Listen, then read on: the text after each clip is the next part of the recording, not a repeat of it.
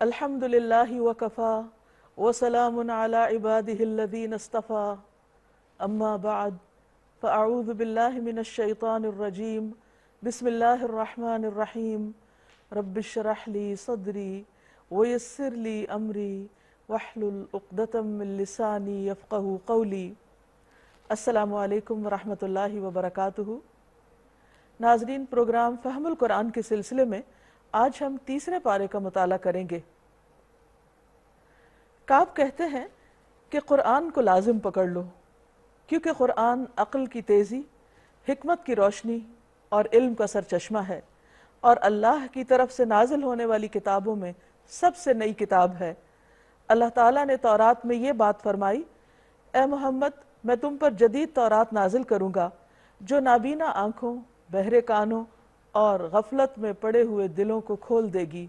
اللہ تعالیٰ سے دعا ہے کہ واقعی ہمارے دلوں کو کھول دے اور اس کتاب کی ہمیں وہ سمجھ عطا کرے جو اس کو پسند آ جائے اور جس سے ہمیں دنیا اور آخرت میں بہترین فوائد حاصل ہوں۔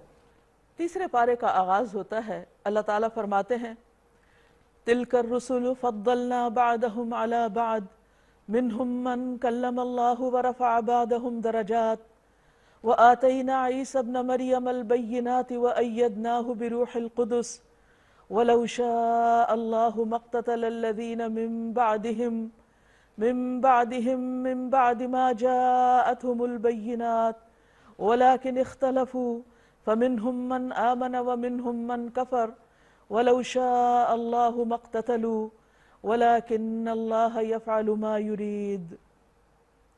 شروع کرتی ہوں اللہ کے نام سے جو بے انتہا مہربان، نہایت رحم فرمانے والا ہے۔ یہ رسول، ان میں سے ہم نے بعض کو بعض پر فضیلت عطا کی۔ ان میں سے بعض وہ ہیں جن سے اللہ نے کلام کیا، اور بعض کو بعض پر درجات عطا کیے۔ ہم نے عیسیٰ ابن مریم کو روشن نشانیاں عطا کی اور روح قدس کے ساتھ ان کی تائید کی۔ اور اگر اللہ چاہتا تو ممکن نہ تھا کہ ان رسولوں کے بعد جو لوگ نشانیاں دیکھ چکے تھے وہ آپس میں لڑتے، مگر اللہ کی مشیت نہ تھی کہ لوگوں کو جبراً اختلاف سے روکتا۔ اس وجہ سے انہوں نے باہم اختلاف کیا، پھر کوئی ایمان لایا اور کسی نے کفر کی راہ اختیار کی۔ ہاں، اللہ چاہتا تو وہ ہرگز نہ لڑتے، مگر اللہ جو چاہتا ہے وہ کرتا ہے۔ اللہ سبحانہ وتعالیٰ نے انسانوں کی ہدایت کے لیے مختلف ادوار میں مختلف پیغمبر بھیجے، اور ہر دور کے پیغمبر کی اپنے دور کے اعتبار سے ضروریات مختلف تھیں، تو اللہ تعالیٰ نے ان کے مشن کی تکمیل کے لیے ان کے مخصوص حالات کے پیش نظر ان کو مختلف قسم کی خصوصیات سے نوازا۔ مثلا موسیٰ علیہ السلام کو اللہ سبحانہ وتعالیٰ نے اپنے کلام سے مشرف کیا، اسی طرح عیسیٰ علیہ السلام کو مختلف معجزات عطا کیے گئے، اور اسی طرح دیگر پیغمبر۔ ان پیغمبروں کے ماننے والوں نے اپنے پیغمبروں کی ان خصوصیات کو اس طرح لیا کہ وہ ان کو لے کر دوسرے پیغمبروں پر ان کی فوقیت جتانے لگے، اور اس طرح باہم لوگوں نے اختلاف کرنا شروع کر دیا، حالانکہ اللہ تعالیٰ نے جس کو جو بھی فضیلت عطا کی وہ اس لیے نہ تھی کہ اس کی بنا پر ان کے فالوورز آپس میں لڑنا شروع کر دیتے، لیکن چونکہ اللہ تعالیٰ نے یہ دنیا امتحان کے لیے بنائی ہے، انسان کو آزادی دی ہے، اس لیے جبراً ان کو اختلاف سے نہیں روکا، حالانکہ بعض اوقات اختلافات لڑائیوں تک جا پہنچے۔ اللہ تعالیٰ چاہتا تو زبردستی ان کو روک سکتا تھا، لیکن یہ اس کی مشیت کے خلاف تھا، اس نے ایسا نہیں کیا۔ لیکن اس میں ان سب کا امتحان تھا۔ ہمارے لیے تعلیم یہ ہے کہ ہم سب پیغمبروں پر ایمان لائیں اور ہر ایک کو اس کی خصوصیت کے ساتھ اس کا مقام اور درجہ دیں۔ اس کے بعد ایمان والوں کو خطاب ہے، یا ایھا الذین آمنوا انفقوا مما رزقناکم، اے لوگو جو ایمان لائے ہو، خرچ کرو اس میں سے جو ہم نے تمہیں رزق عطا کیا ہے۔ یاد رکھیے کہ رزق میں صرف مال ہی نہیں آتا، انسان کو اللہ تعالیٰ کی طرف سے جو بھی نعمتیں ملی ہیں، جو بھی پروویژنز اس کو عطا کی گئی ہیں، ان سب کی طرف اس میں اشارہ ہوتا ہے۔ رزق کا خرچ کرنا، اللہ کی دی ہوئی صلاحیتوں، نعمتوں، مال و دولت اور باقی چیزوں کو جن کو بھی ہم پوزیس کرتے ہیں، ان سب کو اللہ کے راستے میں دینا، یہ دراصل ہمارے اللہ سبحانہ وتعالیٰ کے ساتھ تعلق کی سچائی کو ظاہر کرتا ہے، کیونکہ جب انسان کسی مقصد کے لیے مال خرچ کرتا ہے تو یہ خرچ کرنا اس کی سنجیدگی کو ظاہر کرتا ہے کہ وہ کسی چیز کے ساتھ کتنا وفادار ہے اور اس کے لیے کتنا کیئرنگ ہے۔ تو فرمایا کہ تم اللہ کی راہ میں خرچ کرو، من قبل ان یأتی یوم، اس سے پہلے کہ وہ دن آ جائے۔ کون سا دن؟ قیامت کا دن۔ کیسا ہے وہ دن؟ لا بیع فیہ، جس میں کوئی تجارت نہ ہوگی، کوئی لین دین نہ ہوگا، ولا خلۃ، اور نہ دوستی کام آئے گی، ولا شفاعہ، اور نہ کسی کی سفارش، والکافرون هم الظالمون، اور انکار کرنے والے ہی دراصل وہ ظالم ہیں، یعنی جو اللہ کی بات نہ مانے وہ اپنے آپ پر خود ظلم کرنے والے ہیں۔ پھر یہاں سے آیت الکرسی شروع ہوتی ہے۔ آیت الکرسی قرآن مجید کی ایک عظیم آیت ہے۔ جو شخص ہر نماز فرض کے بعد اس کو پڑھتا ہے، جنت میں جانے سے موت کے سوا اس کو کوئی چیز نہیں روکتی۔ آیت الکرسی اللہ سبحانہ وتعالیٰ کا ایک بہترین تعارف ہے، اللہ تعالیٰ کی معرفت حاصل کرنے کا ذریعہ ہے۔ اللہ لا الہ الا ہو، اللہ نہیں کوئی الہ، نہیں کوئی معبود برحق مگر وہی، الحی القیوم، جو زندہ ہے، قائم رکھنے والا ہے۔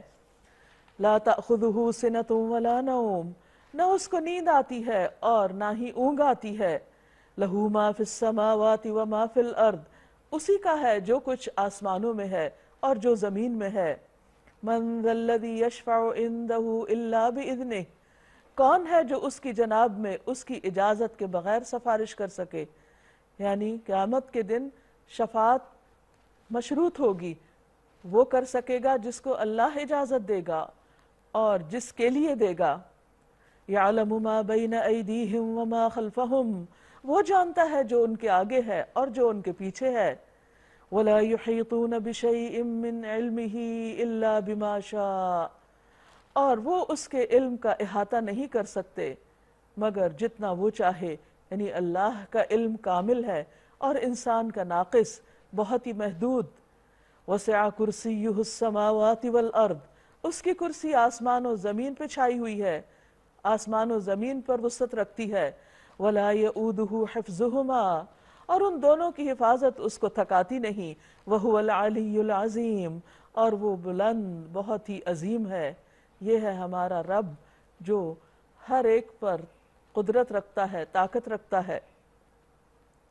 لا اکراہ فی الدین قد تبین الرشد من الغی، دین میں کوئی زبردستی نہیں، یعنی کسی کو جبراً مسلمان نہیں بنایا جا سکتا۔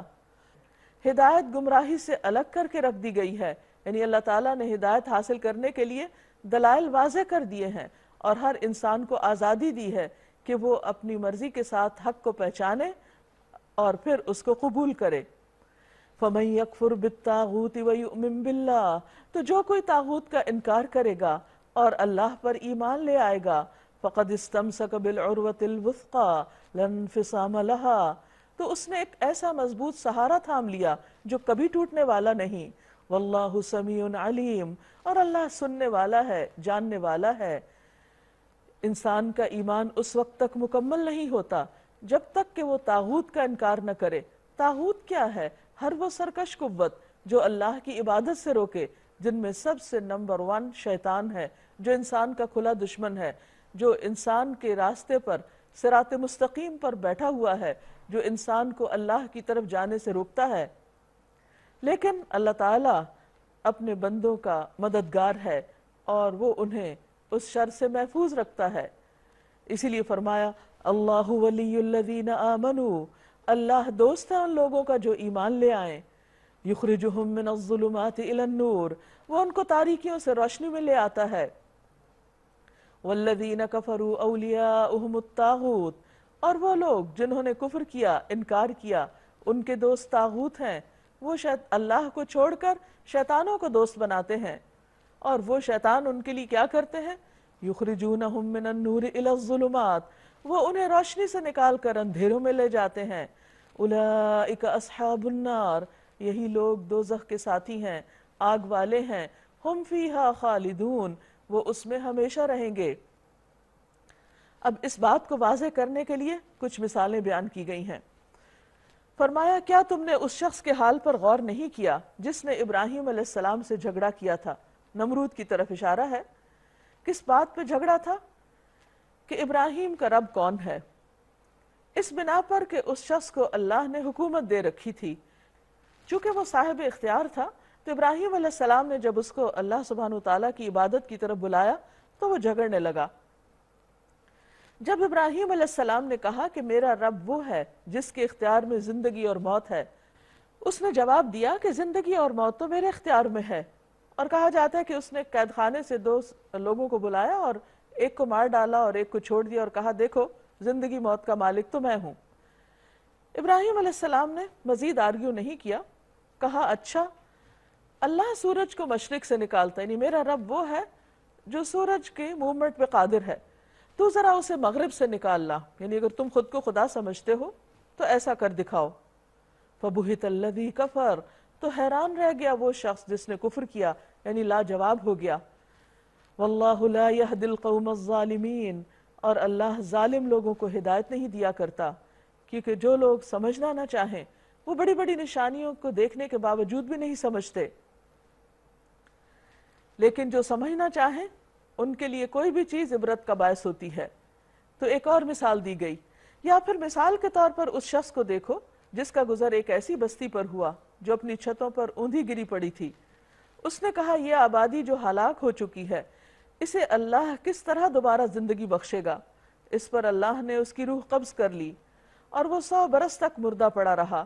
پھر اللہ نے اسے دوبارہ زندگی بخشی اور اس سے پوچھا بتاؤ کتنی مدت پڑے رہے ہو؟ اس نے کہا 1 دن یا چند گھنٹے رہا ہوں گا۔ فرمایا تم پر 100 برس اسی حالت میں گزر چکے ہیں، اب ذرا اپنے کھانے اور پانی کو دیکھو کہ اس میں ذرا تبدیلی واقع نہیں ہوئی، دوسری طرف ذرا اپنے گدھے کو بھی دیکھو کہ اس کا پنجر تک بوسیدہ ہو رہا ہے، اور یہ ہم نے اس لیے کیا ہے کہ ہم تمہیں لوگوں کے لیے ایک نشانی بنا دینا چاہتے ہیں۔ پھر دیکھو کہ ہڈیوں کے اس پنجر کو ہم کس طرح اٹھا کر گوشت پوست چڑھاتے ہیں۔ اس طرح جب حقیقت اس کے سامنے بالکل نمایاں ہو گئی تو اس نے کہا میں جانتا ہوں کہ اللہ ہر چیز پر قدرت رکھتا ہے۔ کہا جاتا ہے کہ یہ عزیر علیہ السلام تھے، اور انہوں نے جب نشانی دیکھی تو فوراً ہی اصل حقیقت کا اعتراف کر لیا۔ اس کے برعکس نمرود کے سامنے نشانی پیش کی گئی، دلیل پیش کی گئی تو وہ نہیں مانا۔ وَإِذْ قَالَ إِبْرَاهِيمُ رَبِّ أَرِنِي كَيْفَ تُحْيِي الْمَوْتَى، اور وہ واقعہ بھی پیش نظر رہے جب ابراہیم علیہ السلام نے کہا تھا کہ میرے مالک مجھے دکھا دو کہ تو مردوں کو کیسے زندہ کرتا ہے۔ فرمایا کیا تو ایمان نہیں رکھتا؟ اس نے عرض کیا ایمان تو رکھتا ہوں مگر دل کا اطمینان درکار ہے، یعنی میں مانتا ہوں لیکن اس سے مجھے یقین کی مزید قوت حاصل ہوگی۔ فرمایا اچھا تو 4 پرندے لے لو اور ان کو اپنے سے مانوس کر لو، پھر ایک ایک جز ان کا ایک ایک پہاڑ پہ رکھ دو، یعنی ذبح کرنے کے بعد ان کے ٹکڑے کرو اور ٹکڑے مکس کر کے 4 پہاڑوں کی چوٹیوں پہ رکھ دو، پھر ان کو پکارو جیسے پہلے وہ زندہ تھے تو تم پکارتے تھے، وہ تیرے پاس دوڑے چلے آئیں گے۔ خوب جان لو کہ اللہ زبردست ہے، حکمت والا ہے، یعنی جس طرح یہ پرندے تمہارے بلانے پر دوڑے آئیں گے قیامت کے دن اسی طرح اللہ تعالیٰ جب اپنے بندوں کو پکارے گا تو وہ فوراً اس کے حضور حاضر ہو جائیں گے۔ تو ان تینوں مثالوں سے بات یہ پتہ چلتی ہے کہ جن لوگوں کا دوست اللہ ہوتا ہے اللہ تعالیٰ ان کو ہدایت دیتا ہے، جو طاغوت کا انکار کر دیتے ہیں اللہ تعالیٰ ان کو اپنی پناہ میں لے لیتا ہے۔ اس کے برعکس جو لوگ شیطانوں سے دوستی رکھتے ہیں تو شیطان ان کو سیدھے رستے پر آنے نہیں دیتے۔ پھر اللہ تعالیٰ اہل ایمان کو جو خرچ کرنے کی بات کی گئی تھی اسی پر مزید مثال کے ساتھ بات سمجھاتے ہیں۔ مثل الذین ينفقون اموالهم فی سبیل اللہ کمثل حبۃ انبتت 7 سنابل فی کل سنبلۃ 100 حبہ، جو لوگ اپنے مال اللہ کی راہ میں خرچ کرتے ہیں ان کے خرچ کی مثال ایسی ہے جیسے ایک دانہ بویا جائے اور اس سے 7 بالیں نکلیں اور ہر بال میں 100 دانے ہوں۔ اسی طرح اللہ جس کے عمل کو چاہتا ہے بڑھا دیتا ہے، کئی گنا کر دیتا ہے، اور اللہ وسعت والا علم والا ہے۔ اگر دیکھا جائے تو دنیا آخرت کی کھیتی ہے، اور اس میں انسان جو بھی عمل کرتا ہے وہ ایک بیج کی حیثیت رکھتا ہے۔ ہم جو بھی اچھا کام کرتے ہیں اور جس کوالٹی کا کرتے ہیں اسی درجے کا پھر اس سے وہ درخت پھوٹتا ہے، اور آخرت میں ویسی ہی کھیتی کاٹیں گے۔ اگر ہمارا عمل اخلاص پر مبنی ہے، اللہ کے لیے ہے، بہترین ہے، اعلیٰ کوالٹی کا ہے، تو ایسے ہی ہے جیسے ہم نے اعلیٰ کوالٹی کا بیج بویا، اور اس سے پھر جو پودا نکلے گا وہ بھی بہت بہترین ہوگا۔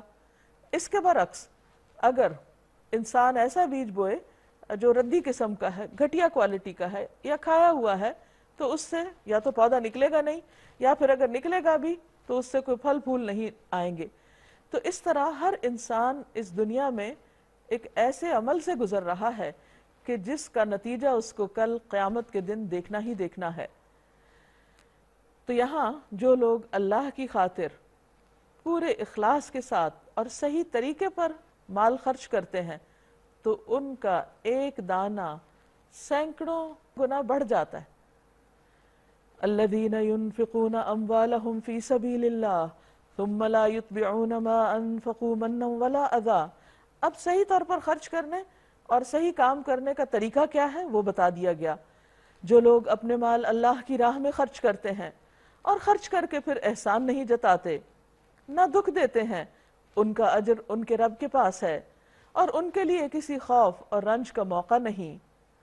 ایک میٹھا بول اور کسی ناگوار بات پر ذرا سی چشم پوشی اس خیرات سے بہتر ہے جس کے پیچھے دکھ ہو۔ اللہ بے نیاز ہے اور بردبار ہے۔ عام طور پر ہوتا یہ ہے کہ انسان جب کسی پر مال خرچ کرتا ہے تو پھر اس پر اپنا حق جتانے لگتا ہے، اور پھر بعض اوقات وہ سمجھتا ہے کہ اب میں اس کو ہر بات کہنے کا حقدار ہو گیا ہوں، اور کبھی وہ مختلف طریقے سے اس کو اذیت دیتا ہے یا کسی بھی شکل میں احسان جتاتا ہے۔ ایسا کرنا اس عمل کے سارے اجر کو، نتیجے کو ضائع کر دیتا ہے۔ اسی لیے فرمایا کہ اس سے بہتر ہے کہ تم کسی کے ساتھ اچھی بات ہی کر دو، اس سے اچھے اخلاق کے ساتھ پیش آ جاؤ، بنسبت اس کے کہ تم خرچ کر کے اسے اذیت دو، دکھ دو، پریشان کرو، اور وہ تمہارے بوجھ تلے دب کے کسی کام کے قابل نہ رہے۔ یہاں ہر انسان کا ایک بہت بڑا امتحان ہے، یعنی دنیا میں انسان جب بھی کوئی اچھا کام کرتا ہے تو یہ نہیں کہ ایک دفعہ بیج ڈالنے کے بعد انسان غافل ہو جائے۔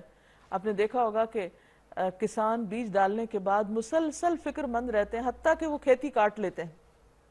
تو اسی طرح ہر انسان کو نیکی کے جو مختلف مراحل ہیں، کسی بھی کام کے جو مختلف درجے ہیں، ہر درجے کے اوپر اسے محتاط رہنے کی ضرورت ہے۔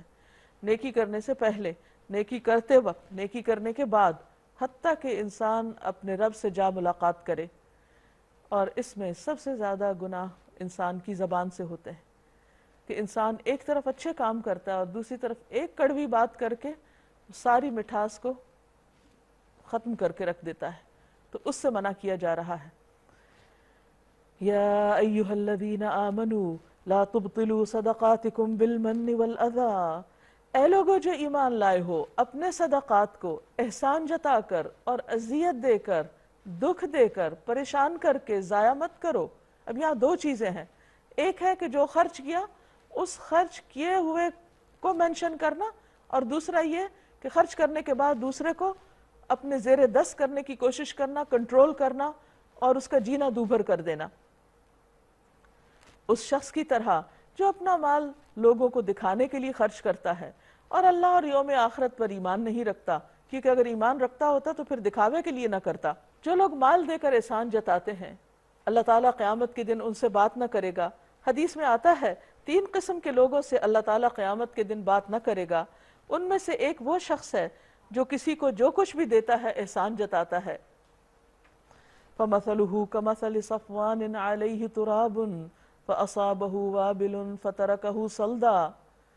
اس کے خرچ کی مثال ایسی ہے جیسے ایک چٹان تھی جس پر مٹی کی تہ جمی ہوئی تھی، اس پر جب زور کا میںہ برسا تو ساری مٹی بہہ گئی اور صاف چٹان کی چٹان رہ گئی۔ یعنی وہ ظاہری دینداری جو تھی وہ بس ایک دھول کی طرح تھی، جو ایک ہی بارش کا جھونکا آیا اور سب کچھ بہہ گیا، کیونکہ بات اندر نہیں اتری ہوئی تھی، اللہ کی خاطر کام نہیں تھا، اس لیے اس کے کوئی بھی اثرات باقی نہ رہے۔ لا يقدرون على شيء مما كسبوا۔ ایسے لوگ اپنے نزدیک خیرات کر کے جو نیکی کماتے ہیں اس سے کچھ بھی ان کے ہاتھ نہیں آتا، یعنی اینڈ آف دا ڈے سب صاف ہو چکا ہوگا، ان کے ہاتھ میں کچھ بھی نہیں ہوگا، قیامت کے دن وہ خالی ہاتھ ہوں گے، ان کے اعمال برباد ہو چکے ہوں گے۔ تو گویا تین چیزیں ہو گئیں، دکھاوا، احسان جتانا اور اذیت دینا۔ یہاں دوسری طرف اب ان لوگوں کی مثال بیان کی جا رہی ہے جو ان تمام عیبوں سے پاک ہوتے ہیں اور جو اللہ کی رضا کے لیے مال خرچ کرتے ہیں۔ فرمایا وَمَثَلُ الَّذِينَ يُنْفِقُونَ أَمْوَالَهُمُ ابْتِغَاءَ مَرْضَاتِ اللَّهِ وَتَثْبِيتًا مِّنْ أَنفُسِهِمْ،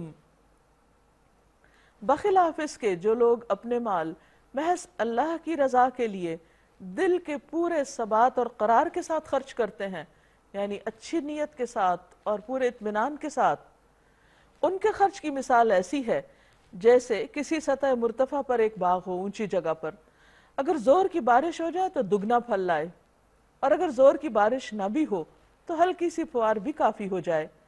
تم جو کچھ کرتے ہو سب اللہ کی نظر میں ہے۔ حدیث میں بھی آتا ہے کہ جو اللہ کی رضا کے لیے مال خرچ کرتا ہے اس پر اس کو اجر ملتا ہے۔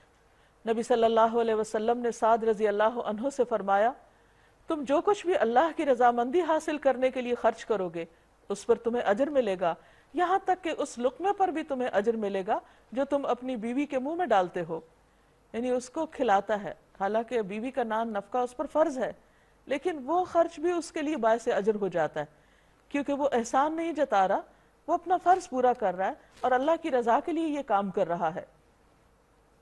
سوچئے اگر سب لوگ اس جذبے کے تحت اپنے مال خرچ کریں تو گھروں کے اندر کتنی خوشی ہو، کتنا اطمینان ہو، باہم تعلقات کتنے بہترین ہوں۔ عموماً تعلقات کی خرابی کب ہوتی ہے؟ جب انسان تھوڑا سا احسان کر کے زیادہ اذیت دینے لگتا ہے اور بار بار اس احسان کو جتانے لگتا ہے۔ پھر فرمایا کیا تم میں سے کوئی یہ پسند کرتا ہے کہ اس کے پاس ایک ہرا بھرا باغ ہو، نہروں سے سیراب، کھجوروں اور انگوروں اور ہر قسم کے پھلوں سے لدا ہوا ہو، اور وہ عین اس وقت ایک تیز بگولے کی زد میں آ کر جھلس جائے جبکہ وہ خود بوڑھا ہو چکا ہو؟ یعنی جب وہ جوان تھا اس نے باغ لگایا اس لیے کہ بڑھاپے میں آسانی سے آرام سے بیٹھ کے کھائے، لیکن جو ہی وہ بوڑھا ہوا اور اس وقت جب وہ اپنے پھل کا شدت سے محتاج تھا کہ سارا باغ جل گیا، اور اس کے بچے ابھی کم سن ہیں، کسی بھی لائق نہیں، یعنی کوئی بھی اب اس کا مددگار نہیں۔ اس طرح اللہ اپنی باتیں تمہارے سامنے بیان کرتا ہے، شاید کہ تم غور و فکر کرو۔ تو یہ مثال ہے اس شخص کی کہ جو دکھاوے کے لیے مال خرچ کرتا ہے، جب وہ قیامت کے دن سب سے زیادہ محتاج ہوگا اپنے عمل کی جزا کا تو وہاں اس کے پاس کچھ بھی نہ ہوگا، کیونکہ ریاکاری تو سارے اعمال برباد کر دیتی ہے۔ یا ایہا الذین آمنوا، اے لوگو جو ایمان لائے ہو، جو مال تم نے کمائے ہیں اور جو کچھ ہم نے زمین سے تمہارے لیے نکالا ہے اس میں سے بہتر حصہ راہ خدا میں خرچ کرو، یعنی اللہ تعالیٰ کے راستے میں گھٹیا مال نہ دو، صرف بیکار ردی اور جو فضول قسم کی چیزیں ہیں جو کسی بھی کام کی نہیں، محض ان کا صدقہ مت کرو۔ ایسا نہ ہو کہ اس کی راہ میں دینے کے لیے بری سے بری چیزیں چھانٹنے لگو، یعنی اگر کپڑے دے رہے ہیں تو اس میں سے جو بالکل بیکار ردی پھٹے پرانے وہ نکالو، کھانے میں سے بھی جو باسی گلا سڑا ہے وہ دو، یا اسی طرح باقی چیزیں بھی جو کسی کام کی نہ رہیں وہ غریبوں کو جا کر دے دو اور احسان جتاؤ کہ ہم تم کو صدقہ دے رہے ہیں اور تمہارا فائدہ کر رہے ہیں۔ فرمایا حالانکہ وہی چیز اگر کوئی تمہیں دے تو تم اسے لینا ہرگز گوارا نہ کرو گے، کیونکہ ایمان کی تو پہچان یہی ہے کہ دوسرے کے لیے وہ پسند کیا جائے جو اپنے لیے پسند کرتے ہیں، لیکن جب یہ سٹینڈرڈ ڈبل ہو جاتے ہیں کہ اپنے لیے کچھ اور دوسرے کے لیے کچھ تو پھر بہت سی خرابیاں پیدا ہوتی ہیں۔ اللہ یہ کہ اس کے قبول کرنے میں تم آنکھ بند کر لو۔ تمہیں جان لینا چاہیے کہ اللہ بے نیاز ہے اور بہترین صفات سے متصف ہے۔ اگر انسان یہ بات سمجھ لے کہ جب وہ کسی کو دے رہا ہوتا ہے تو دراصل وہ کسی انسان کو نہیں دیتا، وہ اللہ کو دے رہا ہوتا ہے، اور کل قیامت کے دن وہ اس کی جزا پائے گا، وہ اس کے سامنے لا کر رکھ دیا جائے گا۔ ایک مرتبہ نبی صلی اللہ علیہ وسلم مسجد میں آئے تو دیکھا کہ کوئی شخص ردی سوکھی کھجوروں کا ایک خوشہ لٹکا کے چلا گیا ہے۔ اتفاق سے آپ کے ہاتھ میں ایک لاٹھی تھی، آپ صلی اللہ علیہ وسلم نے لاٹھی سے اس خوشے کو مارنا شروع کر دیا تو obviously وہ سوکھی سی کھجوریں نیچے گر گئیں۔ تو آپ صلی اللہ علیہ وسلم نے فرمایا کہ یہ شخص قیامت کے دن اسی قسم کی ردی کھجوریں کھائے گا، حالانکہ یہ اس سے بہتر دنیا میں دے سکتا تھا۔ ایسا نہیں کہ اس کے گھر میں صرف ردی تھا کہ اور کچھ تھا نہیں تو وہ ردی لے آیا، وہ بہتر دے سکتا تھا، لیکن اس نے اللہ کے راستے میں گھٹیا چیز دی تو کل بھی گھٹیا ہی پائے گا، کیونکہ ہم جو کچھ کر رہے ہیں وہ دراصل اپنے لیے کر رہے ہیں، کسی اور کے لیے نہیں۔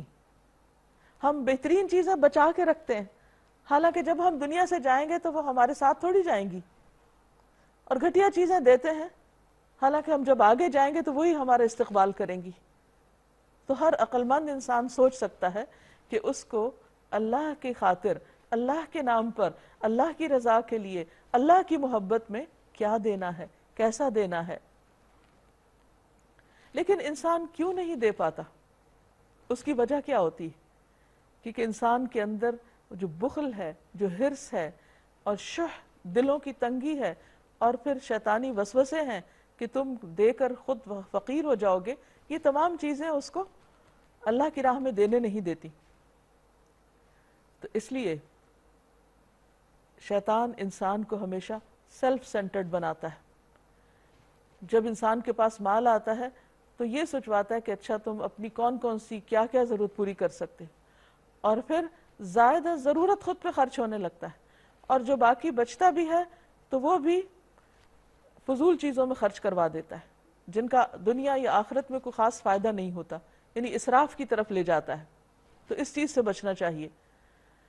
فرمایا الشیطان یعدکم الفقر ویأمرکم بالفحشاء، شیطان تمہیں فقر کا وعدہ کرتا ہے، تمہیں مفلسی سے ڈراتا ہے کہ تم فقیر ہو جاؤ گے، اور شرمناک طرز عمل اختیار کرنے کی ترغیب دیتا ہے، یعنی گھٹیا چیزیں دینے کے لیے کہتا ہے، یا پھر فضول فحش چیزوں پر خرچ کرنے کے لیے اکساتا ہے۔ مگر اللہ تمہیں اپنی بخشش اور فضل کی امید دلاتا ہے۔ اللہ بڑا فراخ دست اور دانا ہے، جس کو چاہتا ہے حکمت عطا کرتا ہے، اور جس کو حکمت ملی اسے حقیقت میں بڑی دولت مل گئی۔ ان باتوں سے تو صرف وہی لوگ سبق لیتے ہیں جو عقل مند ہوں۔ اب حکمت کیا چیز ہے؟ حکمت کہتے ہیں رائٹ ٹائم پر رائٹ ڈیسیژن لینا، چیزوں کو ان کی صحیح جگہ پر رکھنا، جو کام جس وقت کرنا چاہیے اسی وقت کرنا، صحیح قوت فیصلہ کا ہونا۔ جس شخص کو یہ صفت مل جائے وہ دراصل بہت بڑی دولت پا گیا، وہ انتہائی خوش قسمت ہے، کیونکہ پھر اس کے زندگی کے سارے ہی فیصلے بہترین ہوں گے۔ اب دیکھیے کہ ہمارا کل کا عمل جو ہے یا آخرت کی جو جزا ہے وہ اس پر ڈیپینڈ کرتی ہے کہ ہم نے کوئی بھی کام جب کیا تو نمبر 1 کیوں کیا، اور پھر نمبر 2 کیسے کیا، اس کا طریقہ کیا تھا۔ تو جس انسان کے اندر حکمت ہوتی ہے، سوچ سمجھ ہوتی ہے، عقل مند ہوتا ہے جو، وہ ہر کام سوچ سمجھ کے کرتا ہے، اور پھر وہ اپنے وسائل، اپنی زندگی، اپنی صلاحیتوں، اپنی طاقتوں کا صحیح استعمال کرتا ہے، وہ پرائٹائز کر سکتا ہے، وہ اپنی ترجیحات کا تعین کر سکتا ہے کہ میرے لیے آخرت کے اعتبار سے زیادہ نفع مند چیز کون سی ہے۔ تو اسی لیے اللہ تعالیٰ فرماتے ہیں یؤتی الحکمت من یشاء، وہ جس کو چاہتا ہے حکمت عطا کرتا ہے، ومن یؤت الحکمت فقد اوتی خیرا کثیرا، اور جس کو حکمت دے دی گئی اسے بہت بڑی خیر مل گئی۔ حکمت اتنی خوبصورت چیز ہے کہ جس کی دعا بھی بہت بہترین ہے۔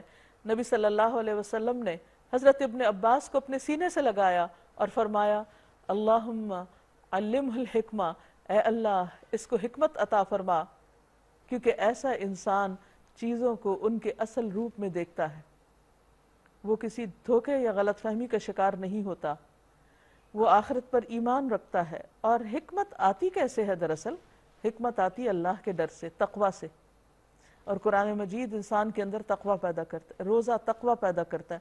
اللہ تعالیٰ نے عبادات کا جو حکم دیا ہے وہ بھی اس لیے ہے کہ ہمارے اندر تقوی پیدا ہو۔ جب یہ تقوی آتا ہے تو پھر انسان کو حکمت بھی نصیب ہوتی ہے،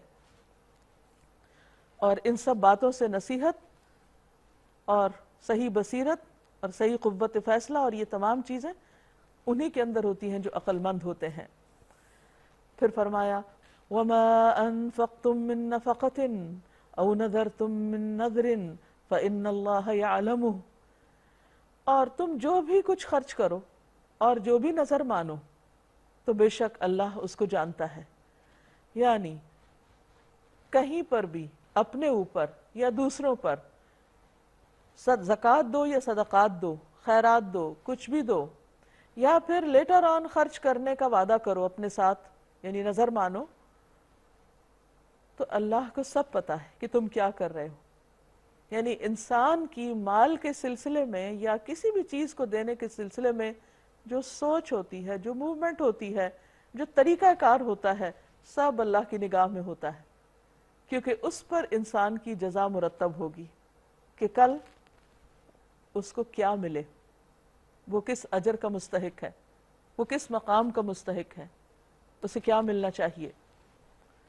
فَإِنَّ اللَّهَ يَعْلَمُهُ وَمَا لِلظَّالِمِينَ مِنْ أَنصَارٍ، اور ظالموں کا کوئی مددگار نہیں. إِن تُبْدُوا الصَّدَقَاتِ فَنِعِمَّا ہِی، اگر اپنے صدقات اعلانیہ دو تو بھی اچھا ہے، لیکن اگر چھپا کر حاجت مندوں کو دو تو یہ تمہارے حق میں زیادہ بہتر ہے. اگرچہ ظاہر طور پر صدقہ دینا بھی ٹھیک ہے، لیکن اگر کوئی چھپا کر دیتا ہے تو وہ اس کے لیے زیادہ بہتر ہے. حدیث میں آتا ہے صدقۃ السر تطفئ غضب الرب، مخفی صدقہ رب کے غصے کو بجھاتا ہے. یعنی صدقہ سب کے سامنے بھی دیا جا سکتا ہے، خصوصاً جو فرض صدقات ہیں، زکوٰۃ وغیرہ، لیکن اگر کسی غریب کو دینا ہو اور خیرات وغیرہ دینی ہو تو زیادہ سے زیادہ چھپا کر دینے کا اہتمام کرنا چاہیے، کیونکہ اس سے انسان کے اندر ریاکاری کا خوف نہیں ہوتا اور انسان محفوظ رہتا ہے بہت سے فتنوں سے، اور اس طرح دوسرے کی عزت نفس بھی مجروح نہیں ہوتی، کیونکہ دینے والا ہاتھ لینے والے سے بہتر ہوتا ہے. تو ہمیشہ جو لیتا ہے، یعنی ایک تو دینے والا ہے اور ایک دوسرے اینڈ پر جو لے رہا ہوتا ہے، اس کو ہمیشہ ایک خفت اور ایک شرمندگی سی محسوس ہوتی. اگر وہ سب لوگوں کے سامنے اس کو دیا جا رہا ہو تو وہ اس کے لیے اور زیادہ امبیرسنگ ہوتا ہے. تو اس لیے کہا گیا کہ اگر تم محتاجوں کو چھپا کر دو گے تو یہ زیادہ اچھا ہے. وَيُكَفِّرُ عَنْكُم مِّن سَيِّئَاتِكُمْ، اس کا فائدہ کیا ہوگا؟ یعنی کسی نے بھی نہیں دیکھا، صرف محتاج کو دیا، محتاج تو تمہیں واپس بھی کچھ نہیں کرے گا، اب تمہیں کیا ملے گا؟ فرمایا اس طرز عمل سے تمہاری بہت سی برائیاں دور ہو جاتی ہیں، وہ تمہاری خطائیں تم سے دور کر دے گا. ہم میں سے ہر شخص کوئی نہ کوئی غلطی کرتا رہتا ہے، ہم سب گناہ گار ہیں. اب اس کا علاج کیا ہو؟ کیا بس یہی پکارتے رہیں کہ ہم گناہ گار ہیں اور یہ کافی ہے؟ ہرگز نہیں. اس کا کوئی مداوع ہونا چاہیے. یہ تو ہو نہیں سکتا ہم غلطی نہ کریں، کیونکہ ہم فرشتے تو پیدا نہیں کیے گئے، لیکن غلطیاں کر کر کے انسان اپنے اوپر بوجھ نہ لا دے، ہر وقت ریگریٹس کا شکار نہ ہو، بلکہ ساتھ ساتھ ان کی صفائی کرتا رہے. اور وہ صفائی کیسے ممکن ہے؟ اچھے اعمال کے ذریعے. قرآن مجید میں آتا ہے ان الحسنات یذہبن السیئات، نیکیاں برائیوں کو دور کر دیتی ہیں. تو جب انسان صدقہ خیرات کرتا ہے تو اللہ تعالیٰ کا غضب ٹھنڈا ہوتا ہے، انسان کے گناہوں کی آگ بجھتی ہے اور انسان کے درجات بلند ہوتے ہیں. تو اس لیے انسان کو چھوٹی چیز ہو یا بڑی، کچھ نہ کچھ صدقہ کرتے رہنا چاہیے. اور یہ تو ہر ایک کے ساتھ ہوتا ہے کہ کرنے کے بعد کچھ نہ کچھ گڑبڑ کر دیتا ہے، جس سے بہت سے صدقات ضائع بھی ہوتے ہیں. تو بہتر یہ ہے کہ انسان کرتا چلا جائے، تاکہ اگر کچھ ضائع بھی ہوا تو کچھ تو بچے آخرت کے لیے، جب انسان خود سب سے زیادہ محتاج ہو جائے گا. واللہ بما تعملون خبیر، اور اللہ ساتھ اس کے جو بھی تم عمل کرتے ہو باخبر ہے. لیس علیک ہداہم، لوگوں کو ہدایت بخش دینے کی ذمہ داری تم پر نہیں، یعنی کسی کے بھی ہاتھ میں نہیں کہ کسی کو جبرن کوئی سیدھے رستے پہ لگائے. ہدایت تو اللہ ہی جسے چاہتا ہے بخشتا ہے. اور خیرات میں جو مال تم خرچ کرتے ہو وہ تمہارے اپنے لیے بھلا ہے، تمہارے اپنے حق میں اچھا ہے، تمہیں کو اس کا فائدہ ملے گا. آخر تم اسی لیے تو خرچ کرتے ہو کہ اللہ کی رضا حاصل ہو. تو جو کچھ مال تم خیرات میں خرچ کرو گے اس کا پورا پورا اجر تمہیں دے دیا جائے گا، اور تمہاری حق تلفی ہرگز نہ ہوگی، یعنی سب واپس تمہاری طرف لوٹ کر آئے گا. اس لیے انسان جب کسی کو دے رہا ہو تو اس وقت کبھی بھی دل چھوٹا نہ کرے. وہ دینے کا لمحہ مشکل ضرور ہوتا ہے یا وہ فیصلہ مشکل ہو جاتا ہے. اسی لیے ایک روایت میں آتا ہے کہ انسان جب صدقہ نکالتا ہے تو 70 شیطانوں کے جبڑے توڑتا ہے، تب وہ نکال پاتا ہے. یعنی اتنا اس کو سخت مقابلہ کرنا پڑتا ہے. تو اس میں انسان جب دے رہا ہو تو اپنے دل کو یہ تسلی دے کہ یہ میں اپنے کل کے لیے جمع کر رہا ہوں. جیسے دنیا میں جا کے انسان اپنی سیونگز جو ہے یا جمع پونجی جو ہے بینک میں یا کہیں پر بھی جمع کرتا رہتا ہے، سیو کرتا رہتا ہے، حالانکہ ہم سب کو پتہ ہے کہ وہ جو کچھ یہاں ہے وہ سب یہیں رہ جائے گا. تو صرف سوچ بدلنے کی ضرورت ہوتی ہے. اگر انسان یہ سوچ لے کہ میں یہ کل کے لیے جمع کر رہا ہوں، کسی کو نہیں دے رہا، جا کہیں نہیں رہا، یہ میں اپنے ہی لیے کہیں اکٹھا کر رہا ہوں، تو یہ چیز اس کو اور زیادہ حوصلہ دے گی اور زیادہ سے زیادہ اللہ کی راہ میں دینے کا حوصلہ پیدا کرے گی اس کے اندر. اب سوال یہ پیدا ہوتا ہے کہ انسان کہاں دے، کس کو دے. ویسے تو بہت ضرورت مند ہے اور کسی کو بھی کچھ بھی دے گا تو اس کے لیے فائدہ ہے، لیکن فرمایا للفقراء الذین احصروا فی سبیل اللہ، خاص طور پر مدد کے مستحق وہ تنگ دست لوگ ہیں جو اللہ کے کام میں ایسے گھر گئے ہیں کہ اپنی ذاتی کسب معاش کے لیے زمین میں کوئی دوڑ دھوپ نہیں کر سکتے. یعنی جو اللہ کے دین کی خدمت میں لگے ہوئے ہیں اور اپنی دنیا بنانے کے لیے کوئی کوشش نہیں کر سکتے. جیسا کہ نبی صلی اللہ علیہ وسلم کے زمانے میں کچھ لوگ ایسے تھے جو مختلف قبائل سے ہجرت کر کے آپ کے پاس آئے تھے اور ان کے گھر بار، ان کے بزنسز، ان کے کاروبار سب پیچھے تھے. اور جب وہ مدینہ تشریف لائے وہ سب لوگ، تو وہاں پر وہ اصحاب صفہ کے نام سے مشہور ہوئے، جنہوں نے آپ صلی اللہ علیہ وسلم سے دن رات تعلیم بھی حاصل کی. اور وہ ایک طرح کی اسٹینڈنگ آرمی بھی تھے کہ جب آپ صلی اللہ علیہ وسلم کسی غزوے کے لیے اعلان کرتے تو سب سے پہلے وہ لوگ حاضر ہو جاتے تھے. ایسے لوگوں کے پاس مدینہ میں کوئی کام نہیں تھا کہ جسے وہ کرتے، اور اگر وہ کام میں لگ جاتے تو نبی صلی اللہ علیہ وسلم سے سیکھتے کیسے. تو ان وجوہات کی بنا پر وہ ایک طرح سے ایک جگہ رک گئے تھے. تو مسلمانوں کو یہ کہا جا رہا ہے کہ سب سے بہترین صدقہ ان پر خرچ کرنا ہے. للفقراء الذین احصروا فی سبیل اللہ لا یستطیعون ضربا فی الارض، یہ وہ لوگ ہیں جو ذاتی کسب معاش کے لیے زمین میں کوئی دوڑ دھوپ نہیں کر سکتے. ان کی خودداری دیکھ کر ناواقف آدمی گمان کرتا ہے کہ یہ بہت خوشحال ہیں. یعنی چونکہ وہ کسی سے مانگتے نہیں، کسی کے پیچھے نہیں پڑتے، اپنی محتاجی کا رونا نہیں روتے، تو لوگ سمجھتے ہیں کہ ان کو ضرورت نہیں. تم ان کے چہروں سے ان کی اندرونی حالت پہچان سکتے ہو، مگر وہ ایسا نہیں کہ لوگوں کے پیچھے پڑ کر کچھ مانگے، کیونکہ وہ کوئی اصلاً فقیر تھوڑی ہے کہ یا پیچھے سے ان کے آباء و اجداد کوئی محتاج یا فقیر لوگ نہیں تھے، بلکہ وہ کسی کاز کے لیے جب نکلے تو ضرورت مند ہو گئے. جیسے کوئی مسافر نکلتا ہے تو ضرورت مند ہوتا ہے. اور قرآن مجید میں جہاں کے خرچ کی مدات بتائی گئی وہاں وابن السبیل کا بھی ذکر آتا ہے. وَمَا تُنْفِقُوا مِنْ خَيْرٍ فَإِنَّ اللَّهَ بِهِ عَلِيمٌ، ان کی مدد میں جو مال تم خرچ کرو گے وہ اللہ سے چھپا نہ رہے گا، یعنی اللہ تعالیٰ اس کا بدلہ تمہیں ضرور دے گا. الَّذِينَ يُنْفِقُونَ أَمْوَالَهُمْ بِاللَّيْلِ وَالنَّهَارِ سِرًّا وَعَلَانِيَةً فَلَهُمْ أَجْرُهُمْ عِنْدَ رَبِّهِمْ وَلَا خَوْفٌ عَلَيْهِمْ وَلَا هُمْ يَحْزَنُونَ. جو لوگ اپنے مال شب و روز، رات اور دن، کھلے اور چھپے خرچ کرتے ہیں، ان کا اجر ان کے رب کے پاس ہے اور ان کے لیے کسی خوف اور رنج کا مقام نہیں. اب یہاں پر ہر حال میں، یعنی انسان پوچھتا ہے نا کہ اب کس کو دینے کے بعد یہ کہ کب دوں، فرمایا اس کا کوئی وقت نہیں ہے، جب بھی ہو دو، دن کو بھی دو، رات کو بھی دو، دکھا کے دو، چھپا کے دو، بس دو. کیونکہ اصل مقصد پورا کرنا ہے، نہ کہ صرف انسان اسی چیز میں پڑا رہے کہ اچھا دن کو زیادہ بہتر ہے یا رات کو زیادہ ثواب ہے. ثواب کا تعلق انسان کی نیت کے ساتھ ہے اور کوالٹی آف عمل کے اوپر ہے کہ کس قسم کا کام کر رہے ہو. اب آپ دیکھیے کہ یہ جو چھپا کر صدقہ دینا ہے، ایک حدیث میں آتا ہے کہ 7 لوگ قیامت کے دن اللہ تعالیٰ کے عرش کے سائے میں ہوں گے جس دن کوئی اور سایہ نہ ہوگا. ان میں سے ایک وہ شخص کہ جس کا دایاں ہاتھ اگر کچھ خیرات کرے تو بائیں ہاتھ کو بھی نہ پتا ہو، اللہ کے سوا کسی کو معلوم نہ ہو کہ اس شخص نے کیا خرچ کیا، یعنی خالصتاً اللہ کی رضا کے لیے خرچ کیا، تو اس کا اتنا بڑا اجر و ثواب اسے قیامت کے دن ملے گا. اور پھر بالکل وہ بے خوف ہوں گے، بے غم ہوں گے، مطمئن، مسرور، خوش، جبکہ وہ دن ہر شخص کے لیے پریشانی کا باعث ہوگا، یعنی قیامت کا دن. اب صدقات کے بعد دوسری طرف سود کا ذکر ہے.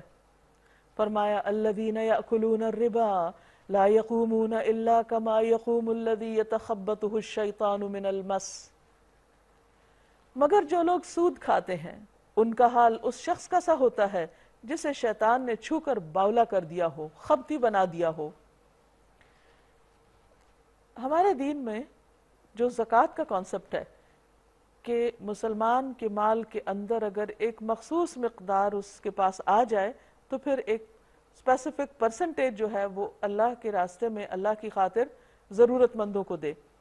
اب اس میں انسان دراصل اپنے جیسے دوسرے انسانوں کی ضروریات کا خیال رکھ رہا ہوتا ہے، اور اس درجہ خیال رکھتا ہے کہ اپنی خون پسینے کی کمائی کا ایک مخصوص حصہ اپنا ہی نہیں سمجھتا بلکہ اسے وہ دوسروں پر ہی خرچ کرتا ہے، وہ نکالتا ہی نکالتا ہے اپنے مال میں سے۔ حقیقت یہ ہے کہ اسلام دینے والا مزاج پیدا کرتا ہے، اس کے برعکس سود انسان میں خود غرضی پیدا کرتا ہے۔ جب دوسرا شخص محتاج ہوتا ہے، ضرورت مند ہوتا ہے، تو وہ اس کی ضرورت پوری کرنے کی بجائے اس کو ایکسپلائٹ کرتا ہے، اس سے مزید فائدہ اٹھاتا ہے، اور اگر اس کو قرض دیتا ہے تو اس قرض پر مزید مال بٹورتا ہے۔ یہ دو بالکل مختلف قسم کی ذہنیتیں ہیں۔ سود کے بارے میں ایک حدیث میں آتا ہے، لعن رسول اللہ صلی اللہ علیہ وسلم آکل الربا وموکلہ وکاتبہ وشاہدیہ وقال ہم سواء، صحیح مسلم۔ جابر رضی اللہ عنہ سے مروی ہے کہ رسول اللہ صلی اللہ علیہ وسلم نے سود کھانے والے، کھلانے والے، اس کو لکھنے والے، اس پر بننے والے دو گواہ، سب پر لعنت کی ہے اور فرمایا یہ سب گناہ میں برابر ہیں۔ اسلام دوسروں کا احساس کرنا سکھاتا ہے، خود غرضی نہیں۔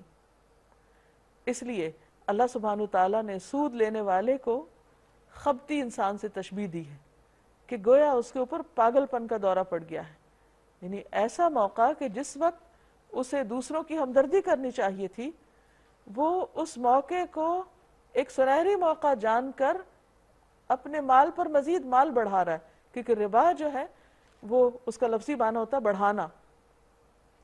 فرمایا اس حالت میں ان کے مبتلا ہونے کی وجہ یہ ہے کہ وہ کہتے ہیں کہ تجارت بھی تو آخر سود ہی جیسی چیز ہے، حالانکہ دونوں میں بہت فرق ہے۔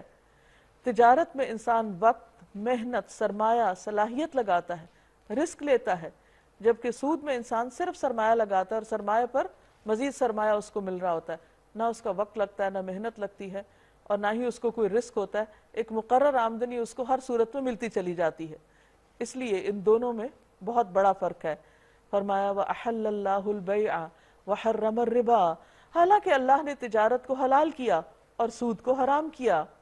فَمَنْ جَاءَهُ مَوْعِظَةٌ مِّن رَّبِّهِ فَانْتَهَى فَلَهُ مَا سَلَفَ، لہٰذا جس شخص کو اس کے رب کی طرف سے یہ نصیحت پہنچ جائے کہ سود کو اللہ نے حرام کیا ہے اور آئندہ کے لیے وہ سود خواری سے باز آ جائے، تو جو کچھ وہ پہلے کھا چکا سو کھا چکا، اس کا معاملہ اللہ کے حوالے ہے، چاہے تو معاف کر دے اور چاہے پکڑے۔ وَأَمْرُهُ إِلَى اللَّهِ وَمَنْ عَادَ، اور یہ حکم سننے کے بعد جو پھر واپس پلٹ کے یہی کام کرے، نہ اس حرکت کو چھوڑے اور نہ توبہ کرے، فَأُولَئِكَ أَصْحَابُ النَّارِ، ایسے لوگ آگ کے ساتھی ہیں، ہم فیہا خالدون، وہ اس میں ہمیشہ رہنے والے ہیں۔ یعنی سود کا لین دین گویا آگ کا ٹکڑا ہے جو انسان لے رہا ہوتا ہے۔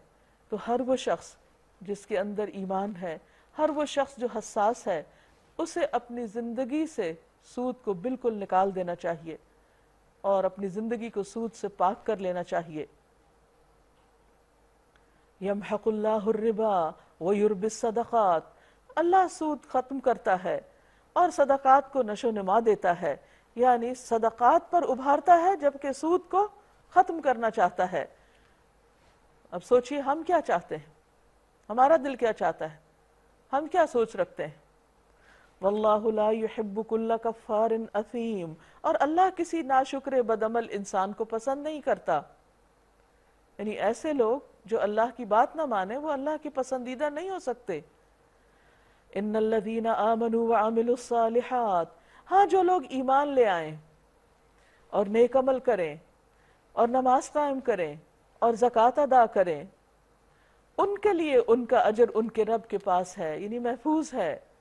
ولا خوف علیہم، ان پر کوئی خوف نہ ہوگا، ولا هم يحزنون، اور نہ ہی وہ غمگین ہوں گے۔ پھر اللہ تعالیٰ مزید وارننگ دیتے ہیں، یا ایہا الذین آمنوا اتقوا اللہ وذروا ما بقی من الربا ان کنتم مؤمنین، اے لوگو جو ایمان لائے ہو، اللہ سے ڈرو اور ربا میں سے، سود میں سے جو بھی تمہارا باقی رہ گیا ہے اس کو چھوڑ دو، اگر تم واقعی ایمان لانے والے ہو، یعنی اگر تم مومن ہو تو اس کو چھوڑ دو۔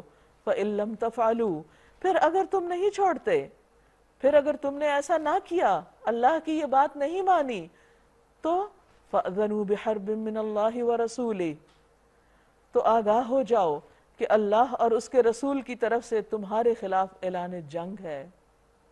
سوچئے جس کے بارے میں اللہ تعالیٰ جنگ کا اعلان کر دے، پھر کیا وہ کہیں سے بھی کامیاب ہو سکتا ہے؟ ہم سب تو اس بات کے محتاج ہیں کہ اللہ ہم پر رحمت فرمائے۔ ہم تو یہ چاہتے ہیں کہ اللہ کے رسول صلی اللہ علیہ وسلم کی شفاعت نصیب ہو۔ ہم تو یہ چاہتے ہیں کہ قیامت کے دن رسول اللہ صلی اللہ علیہ وسلم کے ہاتھ سے حوض کوثر کا پانی پئیں اور جنت میں ہمیں ان کی رفاقت نصیب ہو۔ لیکن اگر ہم اپنے طرز عمل کو نہیں بدلتے تو یہ کیسے ممکن ہے؟ جس بات پر رسول اللہ صلی اللہ علیہ وسلم ناراض ہوں، جنگ کے لیے تیار ہوں، کیا اس بات پر وہ شفاعت بھی کریں گے؟ امپاسبل۔ اس لیے ایک ہی راستہ ہے، اور وہ یہ کہ انسان ہر حال میں اس چیز کو چھوڑ دے۔ وَإِن تُبْتُمْ، یعنی توبہ کر لے، اور اگر تم نے توبہ کر لی، تم باز آ گئے، فَلَكُمْ رُؤُوسُ أَمْوَالِكُمْ، تو اپنا اصل سرمایہ لینے کے تم حقدار ہو، یعنی سود چھوڑ دو اور اصل مال واپس لے لو جو قرض دیا ہوا ہے۔ لا تظلمون ولا تظلمون، نہ تم ظلم کرو اور نہ تم پر ظلم کیا جائے۔ تمہارا قرض دار تنگ دست ہو تو ہاتھ کھلنے تک اسے مہلت دو، اور جو صدقہ کر دو تو یہ تمہارے لیے زیادہ بہتر ہے، اگر تم سمجھو۔ یعنی اگر مقروض زیادہ ہی ضرورت مند ہے تو جو تم نے قرض کے طور پر دیا تھا اس کو واپس نہ لو، صدقے میں چھوڑ دو۔ وَاتَّقُوا يَوْمًا تُرْجَعُونَ فِيهِ إِلَى اللَّهِ، ڈرو اس دن سے جس دن تم اللہ کی طرف واپس لوٹائے جاؤ گے، اس دن کا خوف کرو، یعنی قیامت کے دن کا۔ لیکن ہر انسان کی قیامت کب ہوتی ہے؟ جو اس کی موت کا دن ہوتا ہے، یعنی وہ دن جلد آنے والا ہے جب تم دنیا کے یہ سارے مال و دولت، یہ سب کارخانے اور یہ سب کچھ چھوڑ کر خالی ہاتھ اللہ کے حضور جاؤ گے۔ اس دن تمہارے ساتھ قبر میں کون جائے گا؟ اس دن تمہارا مال کس کے کام آئے گا؟ کس کو فائدہ دے گا؟ سوچو، ڈرو اور بچو، کیونکہ وہ واپسی تو لازم ہے، اس میں تو کوئی شک ہی نہیں۔ ثم توفی کل نفس ما کسبت وہم لا یظلمون، وہاں ہر شخص کو اس کی کمائی کا، نیکی ہو یا بدی، پورا پورا بدلہ مل جائے گا اور کسی پر ظلم نہ ہوگا۔ سود کے بعد اب مالی معاملات میں قرض کے لین دین کے اوپر بات مزید ہو رہی ہے۔ یا ایہا الذین آمنو، اے لوگو جو ایمان لائے ہو، جب کسی مقرر مدت کے لیے تم آپس میں قرض کا لین دین کرو تو اسے لکھ لیا کرو، یعنی تحریری شکل میں رکھو۔ ادھار کے لیے کاغذی ثبوت ضروری ہے۔ فریقین کے درمیان انصاف کے ساتھ ایک شخص دستاویز تحریر کرے، جسے اللہ نے لکھنے پڑھنے کی صلاحیت بخشی ہو، اسے لکھنے سے انکار نہیں کرنا چاہیے۔ وہ لکھے اور املا وہ شخص کرائے جس پر حق آتا ہو، یعنی قرض لینے والا، وہ ڈکٹیٹ کرائے۔ اور اسے اللہ اپنے رب سے ڈرنا چاہیے کہ جو معاملہ طے ہو اس میں کوئی کمی بیشی نہ کرے، یعنی پوری صحیح فگر لکھے۔ لیکن اگر قرض لینے والا خود نادان یا ضعیف ہو یا املا نہ کرا سکتا ہو، یعنی گنگا ہو، بول نہ سکتا ہو، تو اس کا ولی انصاف کے ساتھ املا کرائے۔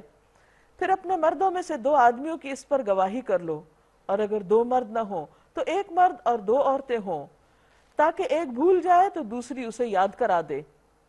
یعنی یہ عورت کی سہولت کے لیے رکھا گیا کہ اس کے ساتھ ایک سپورٹر بھی ہو، ایسا نہیں کہ اس کے ساتھ ڈسکریمنیشن کی گئی، کیونکہ گواہی دینا ایک ذمہ داری ہے، ایک بوجھ ہے، تو اس بوجھ کو بانٹ دیا گیا۔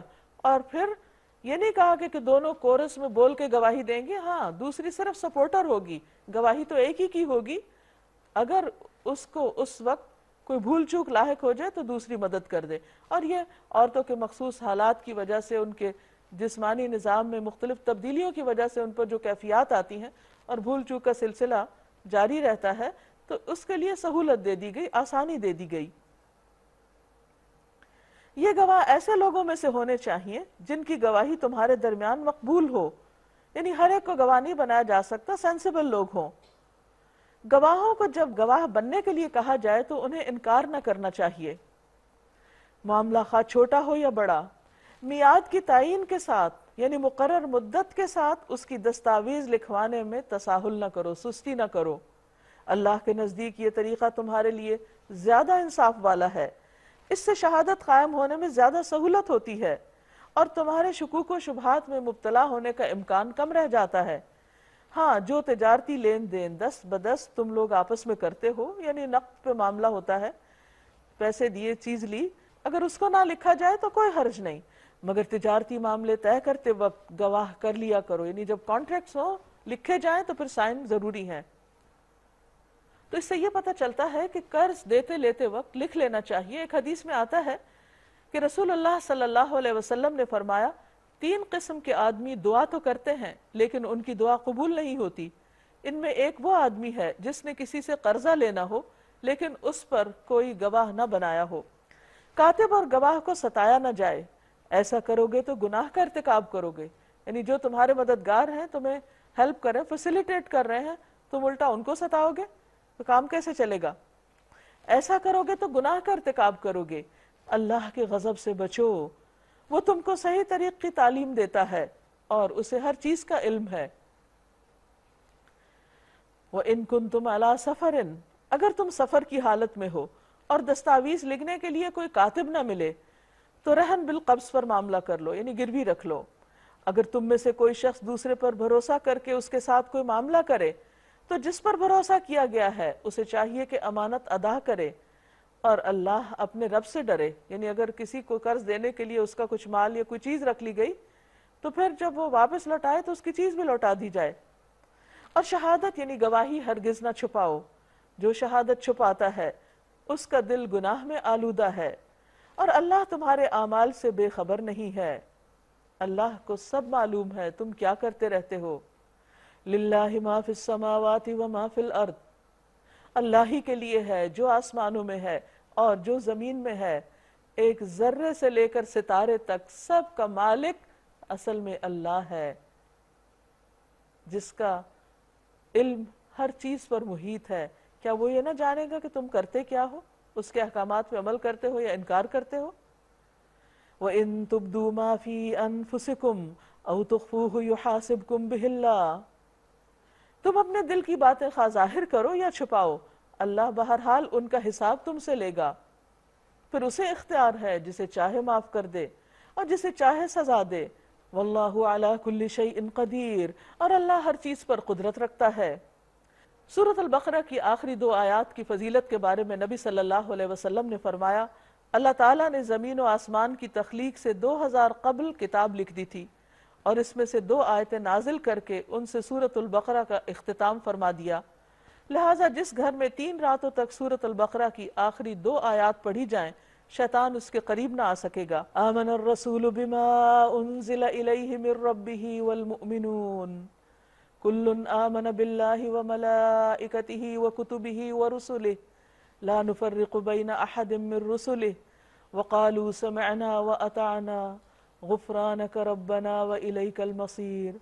لا یکلف اللہ نفسا الا وسعها لها ما كسبت وعليها ما اكتسبت ربنا لا تؤاخذنا إن نسينا أو أخطأنا ربنا ولا تحمل علينا إصرا كما حملته على الذين من قبلنا ربنا ولا تحملنا ما لا طاقة لنا به واعف عنا واغفر لنا وارحمنا انت مولانا فانصرنا علی القوم الکافرین.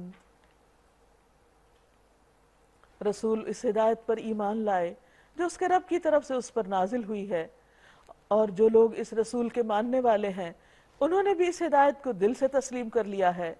یہ سب اللہ اس کے فرشتوں، اس کی کتابوں، اس کے رسولوں کو مانتے ہیں، اور ان کا قول یہ ہے کہ ہم اللہ کے رسولوں کو ایک دوسرے سے الگ نہیں کرتے، ہم نے حکم سنا اور اطاعت قبول کی، مالک ہم تجھ سے خطا بخشی کے طالب ہیں اور ہمیں تیری ہی طرف پلٹنا ہے۔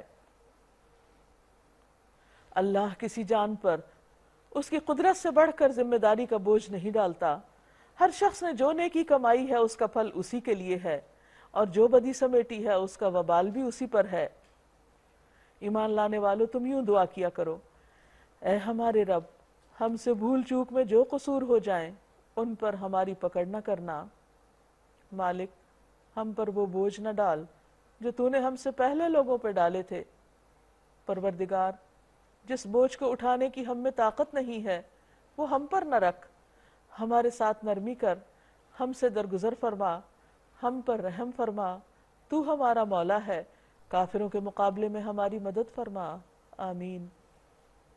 سورۃ البقرہ کی یہ آخری 2 آیات بہت فضیلت والی ہیں۔ ایک حدیث میں آتا ہے کہ جو شخص رات کے وقت ان آیات کو پڑھ لے وہ اس کو تمام رات کے لیے کافی ہو جاتی ہیں، یعنی حفاظت کا ذریعہ بھی ہیں۔ اور ان آیات میں ہم دیکھتے ہیں کہ ایک طرف انسان اپنے ایمان کا اقرار کرتا ہے اور دوسری طرف اللہ تعالیٰ سے دعائیں مانگتا ہے، اپنے عجز و انکساری کا اظہار کرتا ہے، اور اللہ سبحانہ وتعالیٰ واضح طور پر انسان کو بتا رہا ہے کہ جو کرو گے وہی ملے گا، اچھا کرو گے تو اچھا ملے گا، اور اگر غلط کرو گے تو اس کی ذمہ داری بھی کرنے والے پر ہوگی۔ اللہ تعالیٰ سے دعا ہے کہ وہ ہمیں اس پر عمل کرنے کی توفیق عطا فرمائے۔ سورۃ آل عمران۔ بسم اللہ الرحمن الرحیم۔ شروع اللہ کے نام سے جو بہت مہربان بار بار رحم فرمانے والا ہے۔ رسول اللہ صلی اللہ علیہ وسلم نے فرمایا 2 روشن صورتوں کو پڑھا کرو، سورۃ البقرہ اور سورۃ آل عمران، کیونکہ یہ قیامت کے دن اس طرح آئیں گی جیسے کہ 2 بادل ہوں یا 2 سائبان ہوں یا 2 اڑتے پرندوں کی قطاریں ہوں، اور وہ اپنے پڑھنے والوں کے بارے میں جھگڑا کریں گی۔ ارشاد ہے الف لام میم اللہ لا الہ الا ہو الحی القیوم۔ الف لام میم، اللہ نہیں کوئی الہ مگر وہی، زندہ ہے، قائم رکھنے والا ہے، نزل علیک الکتاب بالحق، اس نے آپ پر یہ کتاب حق کے ساتھ نازل کی ہے، یعنی سچ لے کر آئی ہے، مصدقا لما بین یدیہ، یہ کتاب یعنی قرآن مجید اپنے سے پہلے آئی ہوئی کتابوں کی تصدیق کرتی ہے، وَأَنزَلَ التَّوْرَاةَ وَالْإِنجِيلَ، اور اس نے تورات اور انجیل اتاری ہے، یعنی اللہ سبحانہ وتعالیٰ ہی سب کتابوں کا نازل کرنے والا ہے، من قبل هدى للناس، اس سے پہلے یعنی قرآن مجید سے پہلے تورات اور انجیل کو اس نے لوگوں کی ہدایت کے لیے بھیجا، وَأَنزَلَ الْفُرْقَانَ، اور اسی نے فرقان اتارا جو حق و باطل کے درمیان فرق کرتا ہے، یعنی قرآن اتارا۔ ان الذین کفروا بآیات اللہ، بے شک وہ لوگ جنہوں نے اللہ کی آیات کا انکار کیا، لہم عذاب شدید، ان کے لیے سخت عذاب ہے، یعنی اللہ تعالیٰ کا حکم ایسی چیز نہیں کہ جس کی خلاف ورزی کر کے انسان پھر امن میں رہے۔ واللہ عزیز ذو انتقام، اور اللہ زبردست ہے، انتقام لینے والا ہے۔ ان اللہ لا یخفی علیہ شیء فی الارض ولا فی السماء، بے شک اللہ پر آسمان و زمین کی کوئی بھی چیز چھپی ہوئی نہیں، ہر چیز کا پورا پورا علم رکھنے والا ہے۔ اور یہاں پر اللہ تعالیٰ کی صفت کا کیوں ذکر کیا جا رہا ہے کہ اس نے انسانوں کی ہدایت کا کام کیا، انسانوں کو ہدایت دی، اور حقیقت یہ ہے کہ انسانوں کو وہی ہدایت دے سکتا ہے جو پوری کائنات کے بارے میں جانتا ہو۔ اگر کسی کا علم اتنا نہیں تو اسے ہدایت دینے کا حق بھی نہیں کسی کو، اس کی بات صحیح بھی ہو سکتی ہے اتفاق سے اور غلط بھی ہو سکتی ہے، لیکن چونکہ اللہ تعالیٰ ہمارے حال، ماضی، مستقبل ہر چیز کو جانتا ہے، صرف ہمیں نہیں، جتنے بھی لوگ آج تک اس نے پیدا کیا ان سب کو بھی جانتا ہے، اور پھر اس زمین پر جو کچھ ہے اور اس کے باہر جو کچھ ہے ہر چیز اس کے سامنے ہے، کچھ بھی چھپا ہوا نہیں، ایک ذرے برابر بھی چیز چھپی ہوئی نہیں۔ تو اس صورت میں جو وہ ہمیں بتائے گا وہ زیادہ فائدہ مند ہے، وہ زیادہ سچائی پر مبنی ہے، کیونکہ اس کا علم ہر چیز پر چھایا ہوا ہے، وسیع ہے. یعنی رہنمائی کرنے کے لیے علم ضروری ہے، بغیر علم کے رہنمائی ہلاکت کا ذریعہ ہوتی ہے. پھر اللہ تعالیٰ کی مزید قدرتوں اور صفات کا ذکر ہے. هو الذی یصورکم فی الارحام کیف یشاء، وہ اللہ ہے جو رحموں میں تمہاری صورتیں جیسی چاہتا ہے بناتا ہے. یعنی ماں کے پیٹ میں جیسی چاہیے اس نے صورت بنائی. آپ دیکھیے کہ ہر شخص کی شکل الگ ہوتی ہے، ہر ایک کی شکل مختلف ہے، آنکھوں کا رنگ مختلف، بالوں کا رنگ مختلف، ہائٹ، فزیک، ہر چیز میں اختلاف. اتنی ورائٹی اللہ کے سوا کون لا سکتا ہے؟ لا الہ الا هو العزیز الحکیم، اللہ کے سوا کوئی الہ نہیں، وہ زبردست ہے، حکمت والا ہے. هو الذی انزل علیک الکتاب، وہی اللہ جس کا یہ علم ہے، اس نے تم پر کتاب نازل کی ہے. منہ آیات محکمات، اس میں دو طرح کی آیات ہیں، ایک محکمات ہیں، ہن ام الکتاب، جو کتاب کی اصل بنیاد ہیں، اور محکمات وہ آیات ہوتی ہیں جن میں احکام ہوتے ہیں، کائنات کی نشانیوں کا ذکر ہوتا ہے، تاریخی واقعات ہوتے ہیں. وَأُخَرُ مُتَشَابِهَاتٌ، اور دوسری متشابہات ہیں جو امور غیب سے متعلق ہیں، آخرت سے متعلق ہیں، جن کو ہم نے چیزوں کو دیکھا نہیں، بعض اوقات ان کی پرسپشن بھی پوری طرح نہیں ہو پاتی. تو اس لیے ان دو طرح کی آیات قرآن مجید میں ہم دیکھ سکتے ہیں ان کو. فَأَمَّا الَّذِينَ فِي قُلُوبِهِمْ زَيْغٌ، جن لوگوں کے دلوں میں ٹیڑھ ہے، وہ فتنے کی تلاش میں ہمیشہ متشابہات کے ہی پیچھے پڑے رہتے ہیں. چونکہ وہ عمل نہیں کرنا چاہتے، اس لیے کوئی نہ کوئی نکتہ چینی کرتے رہتے ہیں، اور ان کو معنی پہنانے کی کوشش کیا کرتے ہیں، حالانکہ ان کا حقیقی مفہوم اللہ کے سوا کوئی نہیں جانتا، کسی کو پتہ ہی نہیں. تو کس طرح کوئی اس کا اپنا منمانا مطلب نکال کے کہے کہ اس سے مراد یہ ہے؟ ان کو ان کے ظاہر پر ہی لینا چاہیے اور ان کی تصدیق کرنی چاہیے کہ ہاں اگر اللہ نے یہ بات فرمائی تو سچ ہی فرمائی. مثلا آتا ہے کہ جنت کی وسعت آسمان و زمین کے برابر ہے. تو بعض لوگ کہتے ہیں کہ اچھا اگر ایک انسان کی جنت اتنی بڑی ہے تو باقی لوگ کہاں جائیں گے؟ اب یہ اللہ ہی بہتر جانتا ہے کہ ہر ایک کے ساتھ وہ کس طرح کا معاملہ کرے گا اور اللہ کی کائنات میں کس چیز کی کمی ہے. لیکن ہم ان چیزوں کو وقت سے پہلے جان ہی نہیں سکتے اور نہ ہی ان کا مذاق اڑانا چاہیے، کیونکہ اللہ تعالیٰ نے جو فرمایا ہے سچ فرمایا ہے اور اپنے علم کے ساتھ فرمایا ہے. وہ جانتا ہے، ہم نہیں جانتے. بخلاف اس کے جو لوگ علم میں پختہ کار ہیں، وہ کہتے ہیں ہمارا ان پر ایمان ہے، یہ سب ہمارے رب ہی کی طرف سے ہیں، اور سچ یہ ہے کہ کسی چیز سے صحیح سبق صرف عقل مند لوگ ہی حاصل کرتے ہیں، انہی کی اپروچ درست ہوتی ہے. یہ کون ہے عقل مند؟ جو دعائیں کرتے ہیں ربنا لا تزغ قلوبنا بعد اذ ہدیتنا وہب لنا من لدنک رحمہ انک انت الوہاب. اے ہمارے رب، تو ہدایت دینے کے بعد ہمارے دلوں کو ٹیڑھا نہ کرنا اور ہمیں اپنے پاس سے رحمت عطا فرما، بے شک تو ہی فیاض حقیقی ہے. ربنا، اے ہمارے رب، انک جامع الناس لیوم لا ریب فیہ، یقیناً تو سب لوگوں کو ایک روز جمع کرنے والا ہے جس کے آنے میں کوئی شک ہی نہیں. ان اللہ لا یخلف المیعاد، تو ہرگز اپنے وعدے سے ٹلنے والا نہیں، اللہ اپنے وعدے کے خلاف نہیں کرتا. گویا وہ دن آنا ہے اور اس کے آنے میں کسی قسم کا شک ہونا نہیں چاہیے. پھر اس کے بعد فرمایا ان الذین کفروا، بے شک جن لوگوں نے کفر کا رویہ اختیار کیا، لن تغنی عنہم اموالہم ولا اولادہم من اللہ شیئا، ان کے مال اور ان کے اولاد اللہ سے ان کو کچھ بھی کام نہ آئیں گے، انہیں چھڑا نہ سکیں گے، فائدہ نہ دیں گے. وَأُولَئِكَ هُمْ وَقُودُ النَّارِ، اور یہی لوگ آگ کا ایندھن ہیں. یعنی اگر کسی شخص کا اپنا ایمان نہیں لیکن اولاد بہت نیک ہے تو اولاد کی نیکی ماں باپ کے کام نہیں آئے گی، اور اسی طرح اگر اس نے ڈھیروں مال بھی لوگوں پر خرچ کیا تو وہ صدقہ خیرات بھی اس کے کام نہیں آئے گا، کیونکہ کسی بھی عمل کی قبولیت کا انحصار اس پر ہے کہ انسان کا ایمان کیسا ہے اور ایمان کیا ہے. کیونکہ جو شخص آخرت کو مانتا ہی نہیں، وہ آخرت میں کیا جزا پائے گا؟ کیونکہ اس کے سامنے تو کوئی ایسی چیز ہے ہی نہیں. اس نے جو کچھ کیا دنیا کے لیے، لہٰذا اس کا فائدہ بھی اسے دنیا میں ہی مل کے ختم ہو جائے گا. ان کا انجام ویسا ہی ہوگا جیسا فرعون کے ساتھیوں اور ان سے پہلے کے نافرمانوں کا ہو چکا کہ انہوں نے آیات الہی کو جھٹلایا۔ نتیجہ یہ ہوا کہ اللہ نے انہیں ان کے گناہوں پر پکڑ لیا، اور حق یہ ہے کہ اللہ سخت سزا دینے والا ہے۔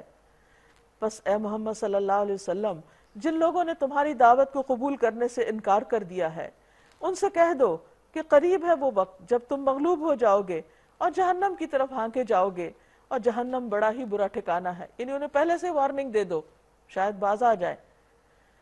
تمہارے لیے ان دو گروہوں میں ایک نشان عبرت تھا، اشارہ ہے جنگ بدر کی طرف، جو بدر میں ایک دوسرے سے نبرد آزما ہوئے۔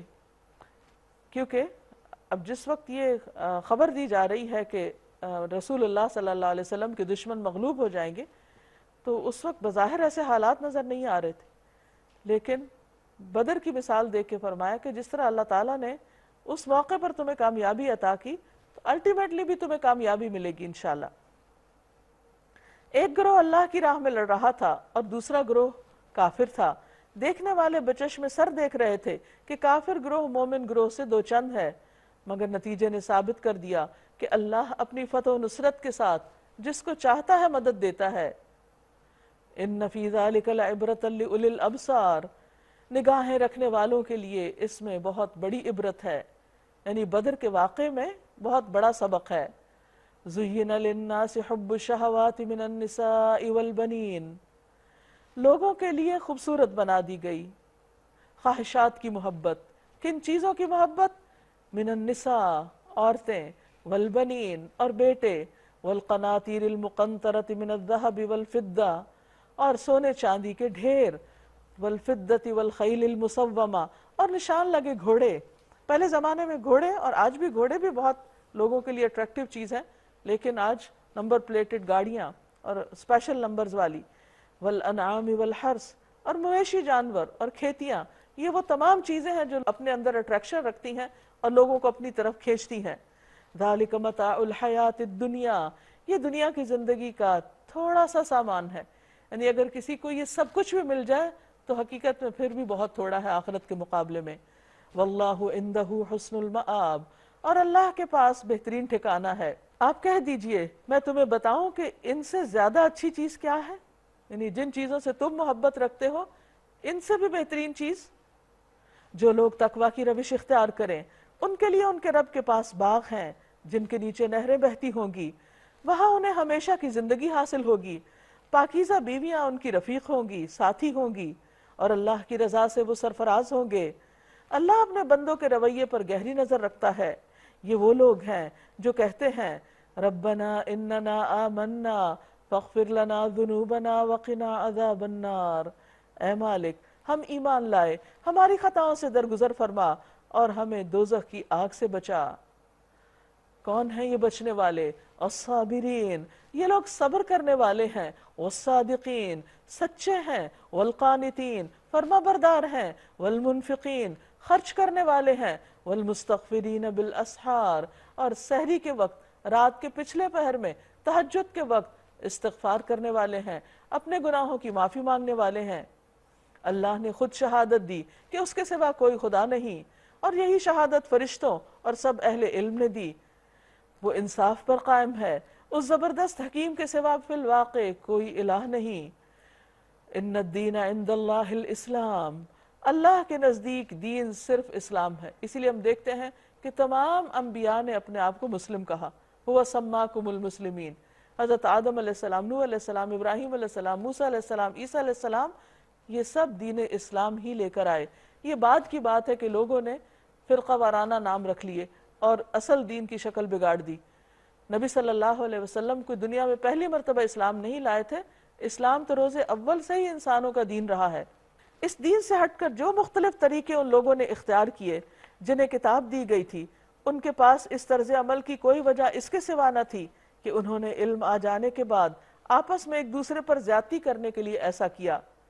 اور جو کوئی اللہ کے احکام اور ہدایات کی اطاعت سے انکار کر دے، اللہ کو اس سے حساب لیتے کچھ دیر نہیں لگتی۔ اب اگر یہ لوگ تم سے جھگڑا کریں تو ان سے کہو میں نے اور میرے پیرووں نے تو اللہ کے آگے سر تسلیم خم کر دیا ہے۔ پھر اہل کتاب اور غیر اہل کتاب دونوں سے پوچھو کیا تم نے بھی اس کی اطاعت اور بندگی قبول کی؟ اسلمتم، کیا تم بھی اسلام لاتے ہو؟ فإن اسلموا فقد اہتدوا، پھر اگر وہ اسلام لے آئے، انہوں نے اللہ کی اطاعت قبول کر لی، تو یقیناً وہ بھی ہدایت پا گئے۔ وإن تولوا، اور اگر انہوں نے منہ موڑا، فإنما علیک البلاغ، تو بے شک آپ کے ذمہ تو صرف پیغام پہنچانا ہے۔ واللہ بصیر بالعباد، اور اللہ بندوں کے معاملات دیکھنے والا ہے۔ جو لوگ اللہ کے احکام اور ہدایات کو ماننے سے انکار کرتے ہیں اور اس کے پیغمبروں کو ناحق قتل کرتے ہیں، اور ایسے لوگوں کی جان کے درپے ہو جاتے ہیں جو خلق خدا میں سے عدل اور راستی کا حکم دینے کے لیے اٹھیں، ان کو دردناک سزا کی خوشخبری دے دو۔ یعنی سب سے بدترین انسان وہ ہے، اللہ کا ناپسندیدہ ترین، اور سب سے زیادہ آخرت میں جو تکلیف میں ہوگا وہ ہے جو کسی پیغمبر کو قتل کرے، یا پھر اس کے بعد جو لوگ اللہ کی طرف بلائیں ان کو قتل کریں۔ یہ وہ لوگ ہیں جن کے اعمال، یعنی ایسے قاتلوں کے اعمال دنیا اور آخرت دونوں میں ضائع ہو گئے اور ان کا کوئی مددگار نہیں۔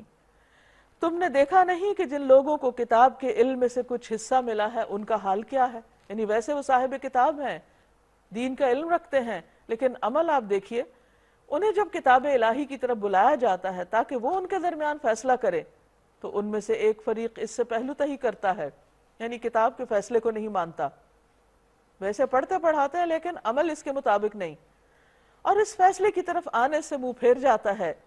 ان کا یہ طرز عمل اس وجہ سے ہے کہ وہ کہتے ہیں آتش دوزخ تو ہمیں نہ چھوئے گی، جہنم کی آگ ہمارے لیے نہیں، اور اگر دوزخ کی سزا ہم کو ملے گی بھی تو چند دن، اس کے بعد نکال لیے جائیں گے۔ ان کے خود ساختہ عقیدوں نے ان کو اپنے دین کے معاملے میں بڑی غلط فہمیوں میں ڈال رکھا ہے۔ یعنی بہت سے لوگ ہیں جو اپنے آپ کو دھوکے میں رکھے ہوئے ہیں کہ اچھا کرو برا کرو، بس چند دن کے بعد نجات ہو جائے گی کیونکہ ہم تو مومن ہیں۔ فرمایا مگر کیا بنے گی ان پر جب انہیں اس روز جمع کریں گے ہم جس کا آنا یقینی ہے، اس روز ہر شخص کو اس کی کمائی کا پورا پورا بدلہ دے دیا جائے گا اور کسی پر ظلم نہ ہوگا۔ قل اللہم مالک الملک تؤتی الملک من تشاء وتنزع الملک ممن تشاء وتعز من تشاء وتذل من تشاء بیدک الخیر انک علی کل شیء قدیر۔ کہو خدایا ملک کے مالک، تو جسے چاہے حکومت دے اور جس سے چاہے چھین لے، جسے چاہے عزت بخشے، جس کو چاہے ذلیل کر دے، بھلائی تیرے اختیار میں ہے، بے شک تو ہر چیز پر قادر ہے۔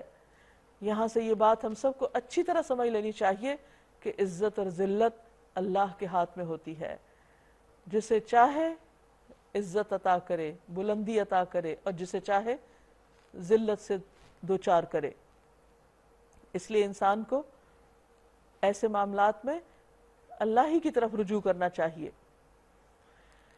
وہ رات کو دن میں پروتا ہوا لے آتا ہے، یعنی اس کی قدرت دیکھو، اور دن کو رات میں، جاندار میں سے بے جان کو نکالتا ہے اور بے جان میں سے جاندار کو، یعنی کس طرح مرغی سے انڈا پیدا کرتا ہے اور پھر انڈے سے دوبارہ مرغی، اور جسے چاہتا ہے بے حساب رزق دیتا ہے۔ یہ اس کا اپنا فیصلہ ہے، وہ جانتے ہیں کہ کس کو کیا دینا چاہیے۔ مومنین اہل ایمان کو چھوڑ کر کافروں کو اپنا رفیق اور دوست ہرگز نہ بنائیں، جو ایسا کرے گا اللہ سے اس کا کوئی تعلق نہیں، یعنی دلی تعلق منع ہے، بظاہر ویسے معاملات لین دین اس میں ممانعت نہیں۔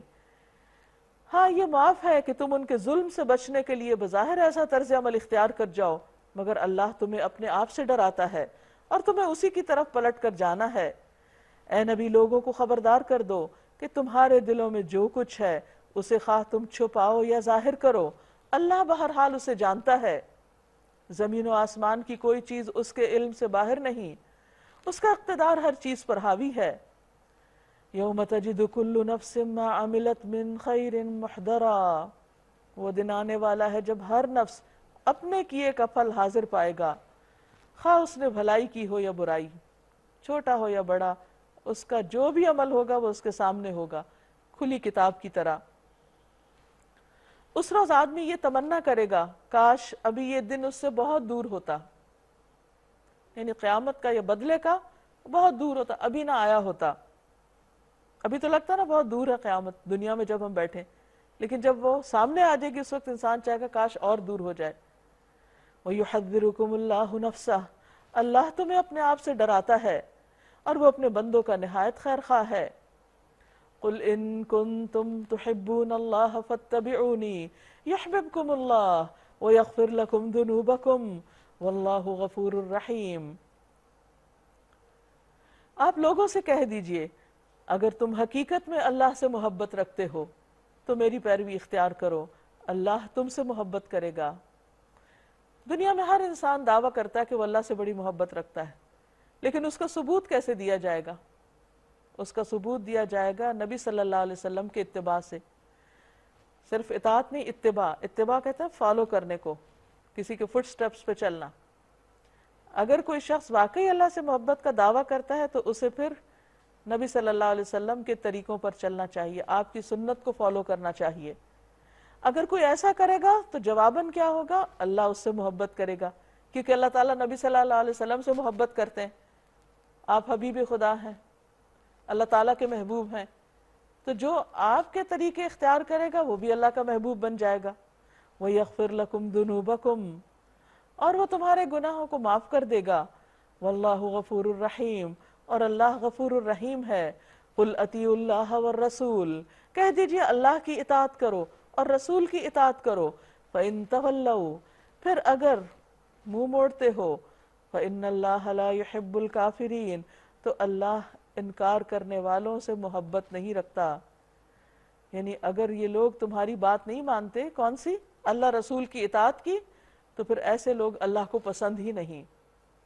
تو کوئی بھی انسان جو اللہ کا پیارا بننا چاہے اس کے لیے لازم ہے کہ وہ اللہ کی بات مانے، جیسے کہ ان پیغمبروں اور ان کی آل اولاد نے مانی، اس لیے اللہ نے ان کو چن لیا۔ ان اللہ اصطفى آدم ونوحا وآل ابراہیم وآل عمران علی العالمین، اللہ نے آدم اور نوح اور آل ابراہیم اور آل عمران علیہم السلام ان سب کو تمام دنیا والوں پر ترجیح دے کر منتخب کر لیا تھا۔ انسانوں میں سے ان کو اس نے چن لیا، پسندیدہ بنایا۔ یہ ایک سلسلے کے لوگ تھے جو ایک دوسرے کی نسل سے پیدا ہوئے۔ اللہ سب کچھ سنتا اور جانتا ہے۔ وہ اس وقت بھی سن رہا تھا جب عمران کی بیوی کہہ رہی تھی کہ میرے پروردگار، میں اس بچے کو جو میرے پیٹ میں ہے تیری نظر کرتی ہوں۔ کہا جاتا ہے کہ عمران فوت ہو چکے تھے، اور یہ اللہ کی نیک بندی جو اللہ تعالیٰ سے بہت محبت کرتی تھی اور اللہ کی اطاعت کرتی تھی، شوہر کی وفات کے بعد اس نے جو اس کے پیٹ میں تھا کہا کہ اس کو میں تیرے راستے میں دوں گی، وہ تیرے دین کی خدمت کرے گا، جو بھی بچہ ہوگا۔ اب آپ دیکھیے، شوہر جا چکا ہے، ایسے میں ایک عورت کے لیے اس کا بچہ ایک بہت بڑی دولت اور شوہر کی نشانی ہوتا ہے، لیکن جو بندہ اللہ سے محبت کرتا ہے وہ دنیا کی ہر چیز سے اوپر اٹھ کر اللہ کی خاطر سارے کام کرتا ہے۔ اس کی محبت اس میں ہے کہ وہ اپنی سب سے پیاری چیز اللہ کے راستے میں دے، اور ایک ماں کے لیے بچہ سب سے پیاری چیز ہوتا ہے، تو وہ کہتی ہے کہ میں اسے تیرے نام وقف کروں گی، وہ تیرے دین کی خدمت کرے گا۔ فتقبل منی، اللہ تو مجھ سے قبول کر لے۔ یہ خاتون اللہ تعالیٰ سے سرگوشیاں کر رہی ہیں، راز و نیاز کر رہی ہیں۔ اس پارے کے شروع سے ہم اللہ کے راستے میں خرچ کرنے کی باتیں بہت پڑھ چکے ہیں، سن چکے ہیں، لیکن یہاں ایک زبردست مثال ہے کہ کس طرح کون کتنی محبت کے ساتھ اللہ کو اپنی سب سے پیاری چیز دیتا ہے، اور اللہ تعالیٰ اس کو پھر کیسے قبول کرتا ہے، اور اس کے اثرات کیا ہوتے ہیں، اس کے نتائج کیا ہوتے ہیں۔ وہ کہتی ہیں انک انت السمیع العلیم، بے شک تو سننے والا، جاننے والا ہے، یعنی تو میری حالت کو بھی جانتا ہے اور میری دعائیں بھی سن رہا ہے۔ اب کیا ہوا پھر جب وہ بچی اس کے ہاں پیدا ہوئی؟ وہ سمجھتی تھی شاید بیٹا ہوگا اور فی سبیل اللہ وقف کر دوں گی، لیکن اس کے برعکس لڑکی پیدا ہو گئی۔ تو اس نے کہا مالک، میرے ہاں تو لڑکی پیدا ہو گئی ہے، حالانکہ جو کچھ اس نے جنا تھا اللہ کو خبر تھی، اور لڑکا لڑکی کی طرح نہیں ہوتا، یعنی یہاں جو کام اللہ نے اس لڑکی سے لینا ہے وہ لڑکا نہیں کر سکتا۔ یہ اللہ کی حکمت اور مصلحت ہے۔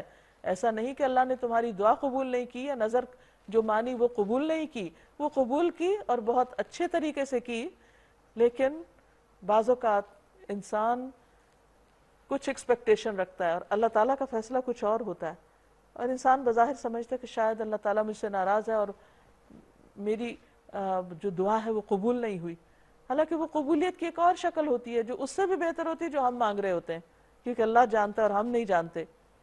بہرحال، اور لڑکا لڑکی کی طرح نہیں ہوتا، خیر میں نے اس کا نام مریم رکھ دیا ہے۔ مریم عبرانی زبان کا لفظ ہے جس کا معنی ہے عبادت گزار، خدمت گزار، یعنی اللہ کی عبادت کرنے والی، بندوں کی خدمت کرنے والی۔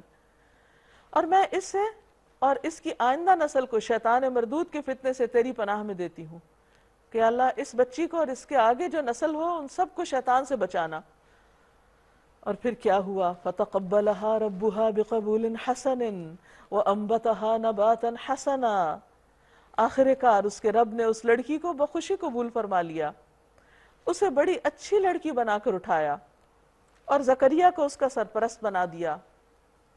زکریا جب کبھی اس کے پاس محراب میں جاتے تو اس کے پاس کچھ نہ کچھ کھانے پینے کا سامان پاتے۔ وہ بچی جب اللہ کی راہ میں دی گئی تو ہیکل میں لائی گئی۔ پہلے تو ہیکل کے جو ذمہ دار تھے انہوں نے لینے سے انکار کر دیا، لیکن جب والدہ نے کچھ خوابوں کا تذکرہ کیا تو انہوں نے پھر خوشی سے قبول کر لیا، اور پھر ان کی پرورش اور جو زندگی کے دن تھے وہ وہیں اس ہیکل میں عبادت کی حالت میں گزرے۔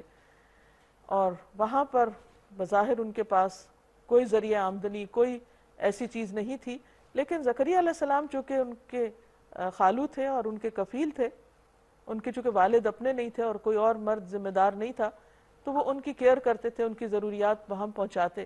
لیکن جب وہ آتے تو پہلے سے رزق موجود ہوتا، تو پوچھتے کہ یہ کہاں سے آیا؟ قال یا مریم انا لک ھذا، اے مریم یہ کہاں سے ہے؟ قالت هو من عند اللہ، وہ کہتی یہ اللہ کی طرف سے ہے۔ یہ ان کی کرامت تھی کہ اللہ تعالیٰ جب اپنے بندوں کی ٹیک کیئر کرتا ہے، ان کی ضروریات پوری کرتا ہے تو اس کو اسباب کی ضرورت نہیں ہوتی۔ ان اللہ یرزق من یشاء بغیر حساب، بے شک اللہ جس کو چاہتا ہے بغیر حساب کے رزق عطا کرتا ہے۔ ہنالک دعا زکریا ربہ، یہاں جب زکریا علیہ السلام نے یہ حالت دیکھی تو انہوں نے وہیں پر اپنے رب سے دعا کی۔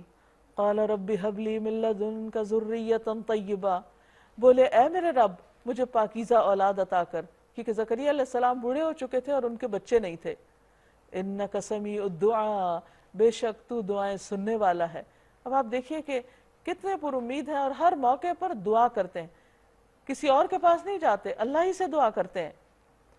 جواب میں فرشتوں نے آواز دی جبکہ وہ محراب میں کھڑے نماز پڑھ رہے تھے، یعنی ان کی دعا بھی فوراً سن لی گئی کہ اللہ تجھے یحییٰ کی خوشخبری دیتا ہے، وہ اللہ کی طرف سے ایک فرمان کی تصدیق کرنے والا بن کر آئے گا، اس میں سرداری اور بزرگی کی شان ہوگی، کمال درجے کا ضابط ہوگا، نبوت سے سرفراز ہوگا اور صالحین میں شمار کیا جائے گا۔ زکریا نے کہا پروردگار بھلا میرے ہاں لڑکا کہاں سے ہوگا، میں تو بہت بوڑھا ہو چکا ہوں اور میری بیوی بانجھ ہے۔ جواب ملا ایسا ہی ہوگا، اللہ جو چاہتا ہے کرتا ہے۔ عرض کیا مالک پھر کوئی نشانی میرے لیے مقرر فرما دے۔ کہا نشانی یہ ہے کہ تم 3 دن تک لوگوں سے اشارے کے سوا بات چیت نہ کر سکو گے۔ اس دوران میں اپنے رب کو بہت یاد کرنا، یعنی جب وہ پیدائش کا وقت قریب ہو تو خوب خوب ذکر کرنا اور صبح و شام اس کی تسبیح کرتے رہنا۔ پھر وہ وقت آیا جب مریم سے فرشتوں نے آ کر کہا اے مریم اللہ نے تجھے برگزیدہ کیا، پاکیزگی عطا کی اور تمام دنیا کی عورتوں پر تجھ کو ترجیح دے کر اپنی خدمت کے لیے چن لیا۔ اللہ نے ایک عورت کو اپنے دین کی خدمت کے لیے چن لیا۔ اے مریم اپنے رب کی تابع فرمان بن کر رہ، اس کے آگے سر بسجود ہو، اور جو بندے اس کے حضور جھکنے والے ہیں ان کے ساتھ تو بھی جھک جا۔ اے محمد صلی اللہ علیہ وسلم یہ غیب کی خبریں ہیں جو ہم تمہیں وحی کے ذریعے بتا رہے ہیں، ورنہ آپ اس وقت وہاں موجود نہ تھے جب ہیکل کے خادم یہ فیصلہ کرنے کے لیے کہ مریم کا سرپرست کون ہوگا اپنے اپنے قلم پھینک رہے تھے، یعنی قرآن اندازی کر رہے تھے۔ ابتدا میں تو مان نہیں رہے تھے، لیکن جب دیکھا کہ یہ بچی غیر معمولی قسم کی ہے تو پھر آپس میں جھگڑنے لگے، جس کا فیصلہ پھر قرآن اندازی کے ساتھ ہوا۔ اور نہ آپ اس وقت حاضر تھے جب ان کے درمیان جھگڑا برپا تھا، یعنی نبی صلی اللہ علیہ وسلم دنیا میں جب تک تشریف نہیں لائے تو اس سے پہلے کے جتنے بھی واقعات ہوئے وہ آپ نے وہاں خود جا کر نہیں دیکھے، وحی کے ذریعے آپ کو بتائے گئے۔ اور جب فرشتوں نے کہا اے مریم اللہ تجھے اپنے ایک فرمان کی خوشخبری دیتا ہے، اور مریم علیہ السلام بڑی ہو چکی ہیں اور ہیکل میں عبادت کرتی ہیں، اور اس دوران ان کے پاس جبریل علیہ السلام آتے ہیں اور ان کو کہتے ہیں کہ اللہ تعالیٰ نے تمہیں چن لیا ہے اور تمہارے ہاں ایک بیٹا پیدا ہوگا، اس کا نام مسیح عیسیٰ ابن مریم ہوگا، دنیا اور آخرت میں معزز ہوگا، اللہ کے مقرب بندوں میں شمار کیا جائے گا، لوگوں سے گہوارے میں بھی کلام کرے گا، یعنی اپنے پنگوڑے میں، بچپن میں، اور بڑی عمر کو پہنچ کر بھی، اور وہ ایک مرد صالح ہوگا۔ یہ سن کر مریم بولی، پروردگار میرے ہاں بچہ کہاں سے ہوگا؟ مجھے تو کسی شخص نے ہاتھ تک نہیں لگایا۔ جواب ملا، ایسا ہی ہوگا، اللہ جو چاہتا ہے پیدا کرتا ہے۔ وہ جب کسی کام کے کرنے کا فیصلہ فرماتا ہے تو بس کہتا ہے کہ ہو جا، اور وہ ہو جاتا ہے۔ فرشتوں نے پھر اپنے سلسلہ کلام میں کہا، اور اللہ اسے کتاب اور حکمت کی تعلیم دے گا، تورات اور انجیل کا علم سکھائے گا، اور بنی اسرائیل کی طرف اپنا رسول مقرر کرے گا۔ اللہ سبحانہ وتعالیٰ نے اس سے پہلے کہ بنی اسرائیل سے امامت لے کر بنی اسماعیل کی طرف منتقل کرتے، اللہ تعالیٰ نے عیسیٰ علیہ السلام کو خاص قسم کی صلاحیتوں کے ساتھ آخری حجت کے طور پر بنی اسرائیل کی ہدایت کے لیے مبعوث فرمایا، اور غیر معمولی طریقے سے ان کی برتھ ہوئی، اور غیر معمولی طریقے سے انہوں نے لوگوں کے سامنے تبلیغ کی، لیکن اس کے باوجود بھی لوگوں نے ان کی بات نہیں مانی۔ اور جب وہ بحیثیت رسول بنی اسرائیل کے پاس آئے تو انہوں نے کیا کہا؟ یعنی عیسیٰ علیہ السلام نے، مسیح ابن مریم نے، میں تمہارے رب کی طرف سے تمہارے پاس نشانی لے کر آیا ہوں، میں تمہارے سامنے مٹی سے پرندے کی صورت کا ایک مجسمہ بناتا ہوں، یہ بہت سے میریکلز کے ساتھ آئے تھے، اور اس میں پھونک مارتا ہوں اور اللہ کے حکم سے وہ پرندہ بن جاتا ہے۔ میں اللہ کے حکم سے مادرزاد اندھے اور کوڑی کو اچھا کرتا ہوں اور مردے کو زندہ کرتا ہوں۔ میں تمہیں بتاتا ہوں کہ تم کیا کھاتے ہو اور اپنے گھروں میں کیا ذخیرہ کر کے رکھتے ہو، اس میں تمہارے لیے کافی نشانی ہے اگر تم ایمان لانے والے ہو۔ اور میں اس تعلیم اور ہدایت کی تصدیق کرنے والا بن کر آیا ہوں جو تورات میں سے اس وقت میرے زمانے میں موجود ہے، اور اس لیے آیا ہوں کہ تمہارے لیے بعض ان چیزوں کو حلال کر دوں جو تم پر حرام کر دی گئیں۔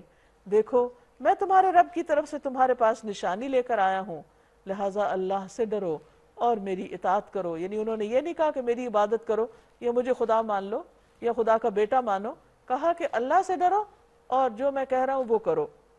ان اللہ ربی و ربکم، مسیح علیہ السلام نے کیا کہا کہ بے شک میرا رب اور تمہارا رب اللہ ہی ہے، فاعبدوہ، بس اس کی عبادت کرو، ھذا صراط مستقیم، یہ سیدھا راستہ ہے۔ لیکن کیا ہوا؟ بنی اسرائیل نے مان کر نہ دیا بلکہ انکار کیا۔ فلما احس عیسیٰ منہم الکفر، جب عیسیٰ علیہ السلام نے محسوس کیا کہ بنی اسرائیل کفر اور انکار پر آمادہ ہیں، تو اس نے کہا، من انصاری الی اللہ، کون اللہ کی راہ میں میرا مددگار ہوتا ہے؟ قال الحواریون نحن انصار اللہ، تو حواریوں نے جواب دیا کہ ہم اللہ کے مددگار ہیں، یعنی اللہ کے دین کے کام میں ہم آپ کو سپورٹ کریں گے، آپ کا ساتھ دیں گے، آپ کی مدد کریں گے۔ آمنا باللہ واشہد بأننا مسلمون، ہم اللہ پر ایمان لائے اور گواہ رہو کہ ہم مسلم ہیں۔ یعنی حواریوں نے بھی اپنے آپ کو مسلمان کہا۔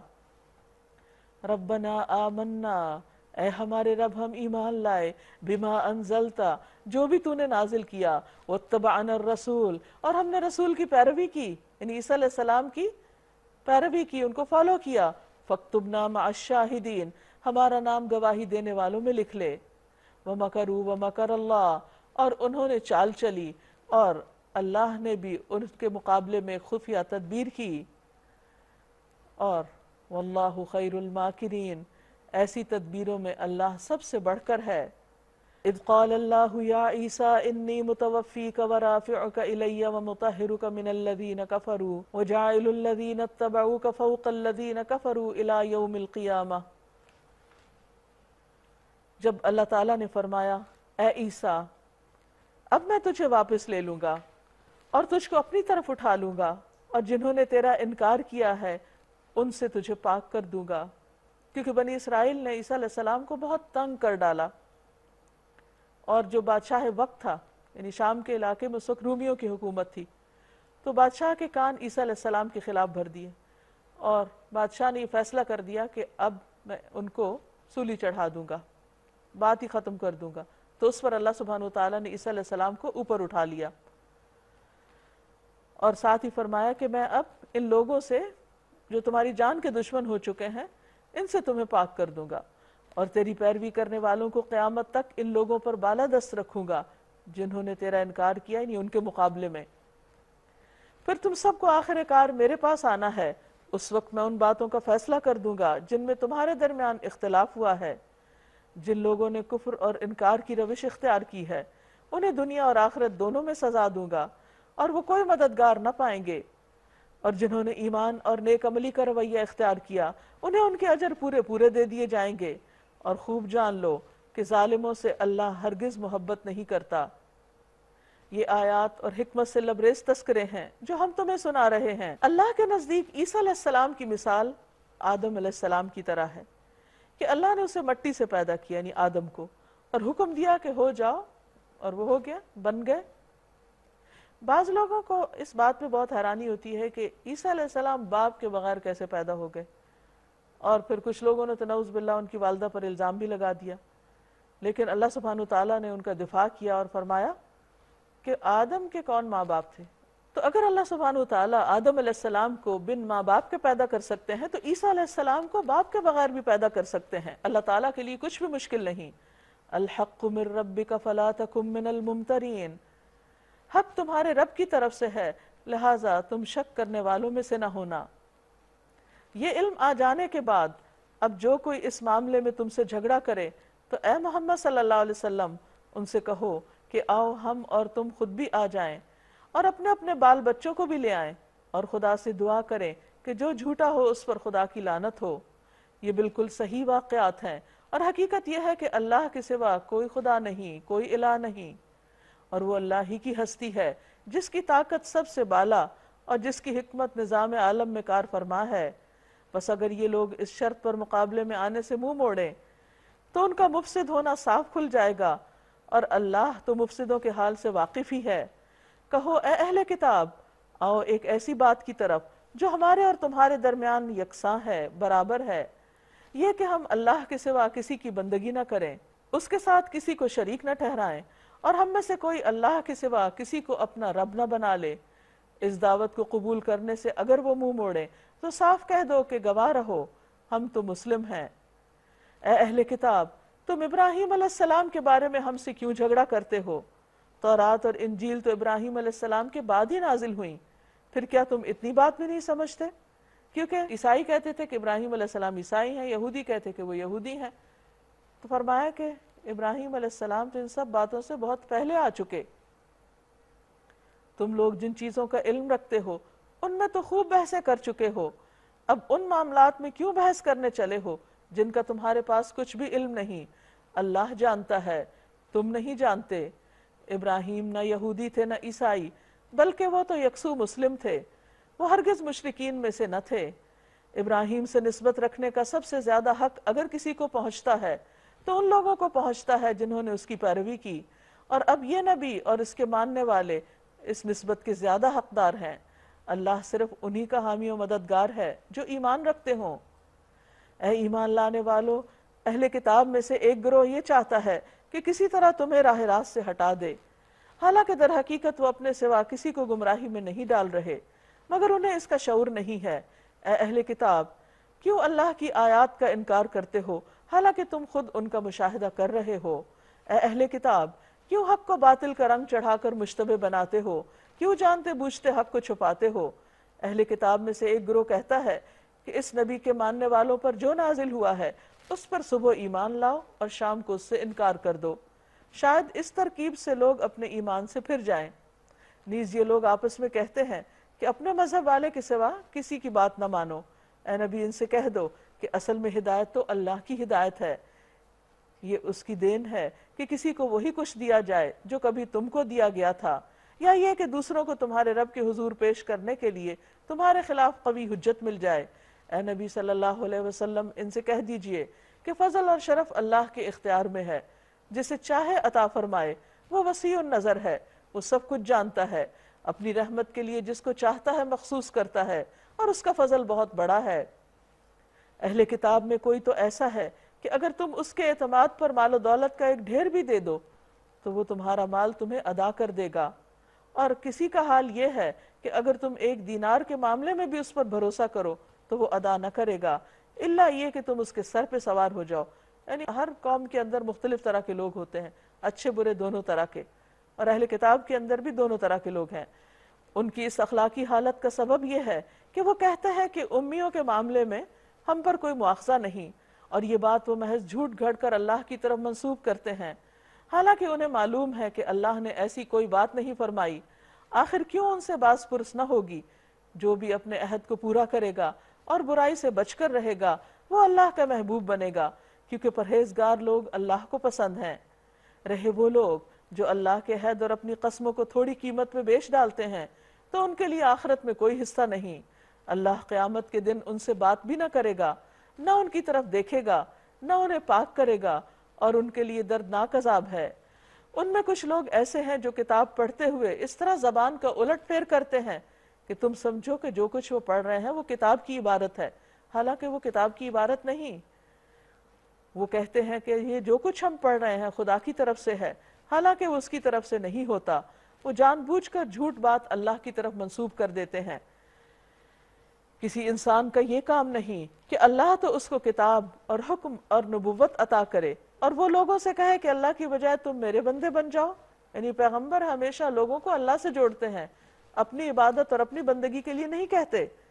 وہ تو یہی کہے گا کہ سچے ربانی بنو، یعنی رب والے بن جاؤ، جیسا کہ اس کتاب کی تعلیم کا تقاضا ہے جسے تم پڑھتے اور پڑھاتے ہو۔ یعنی کتاب پڑھنے اور پڑھانے والوں کا اصل مقصود کیا ہونا چاہیے کہ ان کا اللہ سے تعلق مضبوط ہو جائے۔ وہ تم سے ہرگز یہ نہ کہے گا کہ فرشتوں کو یا پیغمبروں کو اپنا رب بناؤ۔ کیا یہ ممکن ہے کہ ایک نبی تمہیں کفر کا حکم دے جبکہ تم مسلم ہو؟ یاد کرو اللہ نے پیغمبروں سے عہد لیا تھا، آج ہم نے تمہیں کتاب اور حکمت و دانش سے نوازا ہے۔ کل اگر کوئی دوسرا رسول تمہارے پاس اسی تعلیم کی تصدیق کرتا ہوا آئے جو پہلے سے تمہارے پاس موجود ہے تو تم کو اس پر ایمان لانا ہوگا اور اس کی مدد کرنی ہوگی۔ یہ ارشاد فرما کر اللہ نے پوچھا، کیا تم اس کا اقرار کرتے ہو اور اس پر میری طرف سے عہد کی بھاری ذمہ داری اٹھاتے ہو؟ انہوں نے کہا، ہاں ہم اقرار کرتے ہیں۔ اللہ نے فرمایا، اچھا تو گواہ رہو اور میں بھی تمہارے ساتھ گواہ ہوں۔ اس کے بعد جو اپنے عہد سے پھر جائے وہی فاسق ہے۔ اب کیا یہ لوگ اللہ کی اطاعت کا طریقہ چھوڑ کر کوئی اور طریقہ چاہتے ہیں؟ افغیر دین اللہ یبغون، کیا اللہ کے دین کو چھوڑ کر کوئی اور دین اختیار کرنا چاہتے ہیں؟ وَلَهُ أَسْلَمَ مَن فِي السَّمَاوَاتِ وَالْأَرْضِ، حالانکہ اسی کے لیے فرما بردار ہیں جو بھی آسمانوں میں ہیں اور جو زمین میں ہیں، طوعا وقرہا، کچھ تو خوشی کے ساتھ اور کچھ مجبوراً، وَإِلَيْهِ يُرْجَعُونَ، اور اسی کی طرف وہ لوٹائے جائیں گے۔ قُلْ آمَنَّا بِاللَّهِ وَمَا أُنزِلَ عَلَيْنَا وَمَا أُنزِلَ عَلَى إِبْرَاهِيمَ وَإِسْمَاعِيلَ وَإِسْحَاقَ وَيَعْقُوبَ وَالْأَسْبَاطِ وَمَا أُوتِيَ مُوسَى وَعِيسَى وَالنَّبِيُّونَ مِن رَّبِّهِمْ لَا نُفَرِّقُ بَيْنَ أَحَدٍ مِّنْهُمْ وَنَحْنُ لَهُ مُسْلِمُونَ۔ اے نبی صلی اللہ علیہ وسلم کہہ دیجئے کہ ہم اللہ کو مانتے ہیں، اس تعلیم کو مانتے ہیں جو ہم پر نازل کی گئی ہے، ان تعلیمات کو بھی مانتے ہیں جو ابراہیم، اسماعیل، اسحاق، یعقوب اور اولاد یعقوب علیہم السلام اجمعین پر نازل ہوئی تھی، اور ان ہدایات پر بھی ایمان رکھتے ہیں جو موسیٰ اور عیسیٰ علیہم السلام اور دوسرے پیغمبروں کو ان کے رب کی طرف سے دی گئیں۔ ہم ان کے درمیان فرق نہیں کرتے، ہم اللہ کے تابع فرمان مسلم ہیں۔ وَنَحْنُ لَهُ مُسْلِمُونَ وَمَن يَبْتَغِ غَيْرَ الْإِسْلَامِ دِينًا فَلَن يُقْبَلَ مِنْهُ، اور جو اسلام کے سوا کوئی اور دین چاہے گا وہ اس سے ہرگز قبول نہ کیا جائے گا۔ وَهُوَ فِي الْآخِرَةِ مِنَ الْخَاسِرِينَ، اور وہ آخرت میں خسارہ پانے والوں میں سے ہوگا۔ یعنی آخرت کا آنا تو یقینی ہے، تو انسان کو اس دن کے لیے وہ کام کرنے چاہیے جو اس کو فائدہ دیں، اور ان میں سب سے بڑی چیز جو فائدہ دینے والی ہے وہ دین اسلام کی پیروی ہے۔ کیسے ہو سکتا ہے کہ اللہ ان لوگوں کو ہدایت بخشے جنہوں نے نعمت ایمان پا لینے کے بعد پھر کفر اختیار کیا، حالانکہ وہ خود اس بات پر گواہی دے چکے ہیں کہ رسول حق پر ہے اور ان کے پاس روشن نشانیاں بھی آ چکی ہیں۔ اللہ ظالموں کو تو ہدایت نہیں دیا کرتا، ان کے ظلم کا صحیح بدلہ یہی ہے کہ ان پر اللہ اور فرشتوں اور تمام انسانوں کی پھٹکار ہے۔ اسی حالت میں وہ ہمیشہ رہیں گے، نہ ان کی سزا میں تخفیف ہوگی اور نہ انہیں مہلت دی جائے گی۔ البتہ وہ لوگ بچ جائیں گے جو اس کے بعد توبہ کر کے اپنے طرز عمل کی اصلاح کر لیں۔ اللہ بخشنے والا غفور الرحیم ہے۔ مگر جن لوگوں نے ایمان لانے کے بعد کفر اختیار کیا پھر اپنے کفر میں بڑھتے چلے گئے، ان کی توبہ قبول نہ ہوگی۔ ایسے لوگ تو پکے گمراہ ہیں۔ ان الذين كفروا وماتوا وهم كفار فلن يقبل من احدهم ملء الارض ذهبا ولو افتدى به اولئك لهم عذاب الیم وما لهم من ناصرین۔ یقین رکھو جن لوگوں نے کفر اختیار کیا اور کفر ہی کی حالت میں جان دی، ان میں سے کوئی اگر اپنے آپ کو سزا سے بچانے کے لیے روئے زمین بھر کر بھی سونا فدیے میں دے تو اسے قبول نہ کیا جائے گا۔ ایسے لوگوں کے لیے دردناک سزا تیار ہے اور وہ اپنا کوئی مددگار نہ پائیں گے، یعنی دنیا کے مال و دولت اور نعمتیں وہاں کسی کام نہ آئیں گی۔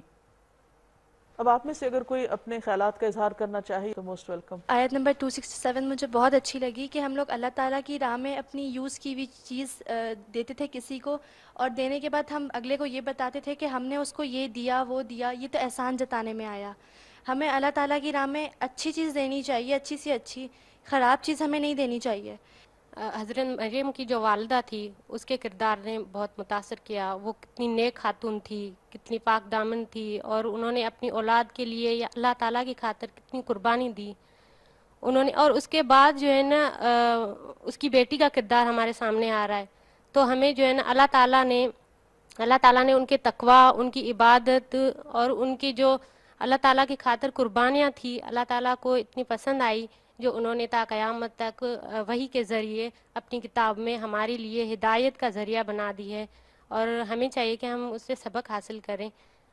الحمدللہ قرآن پاک ہمارے لیے پورا عمل اور سبق کے لیے، لیکن پارے میں جو مجھے سب سے اچھی بات لگی وہ یہ کہ جب ہم دعا کرتے ہیں اللہ سے تو ہم اپنے لیے بہترین سے بہترین چیز مانگتے ہیں کہ اللہ میاں ہمیں یہ بھی چاہیے، ہمیں یہ بھی چاہیے، لیکن اچھی کوالٹی میں چاہیے۔ لیکن دیتے وقت ہم اس چیز کا خیال نہیں کرتے کہ جو چیز ہم دے رہے ہیں وہ بھی ہمیں واپس ہی ملے گی، وہ ہمارے لیے ہے۔ ایک انسان پوری زندگی اپنے لیے مال جمع کرتا جاتا ہے، سوچتا ہے کہ بڑھاپے میں مجھے کام آئے گا، لیکن وہ آخرت کے لیے کچھ جمع نہیں کرتا، یعنی کہ اسے آخرت کی کوئی فکر ہی نہیں ہوتی۔ تو ہمیں مال جمع کرنے کی بجائے اپنے اعمال بہتر کرنے چاہیے جو ہمیں آخرت میں کام آئیں۔ آج کا لیکچر سننے کے بعد مجھے اس بات کا احساس ہوا کہ ہم لوگ جن چیزوں کو سب سے کم اہمیت دیتے ہیں سب سے زیادہ اہم وہی ہیں۔ ہم لوگ نیکیاں تو کرتے ہیں لیکن ان کی زندگی بھر حفاظت بھی کرنی ہے، یہ کانسیپٹ نہیں ہے ہمارے ذہن میں۔ اور یہ بات کتنا خوف دلانے والی ہے کہ قیامت کے دن ہم لوگوں کے ایک غلطی کی وجہ سے تمام اعمال ضائع ہو چکے ہوں گے۔ تو اللہ تعالیٰ ہمارے نیک اعمال کو قیامت کے دن محفوظ رکھنے توفیق عطا فرمائے، آمین۔ جی، کل جیسے ہمیں پتہ چلا تھا کہ امت مسلمہ کو ایک رول دیا گیا ہے خاص طور پر، پھر اس کے مطابق ان کی تربیت بھی ہو رہی ہے، اور آج ہم نے دیکھا ہے کہ بہت زیادہ خرچ کرنے کے اوپر بات کی جا رہی ہے، تو یوں محسوس ہوتا ہے کہ جیسے ہمارے پاس وقت بہت کم ہے اور ہم نے نیکیاں کمانے کے جو موقع ہیں ان سے ہم نے فائدہ اٹھانا ہے۔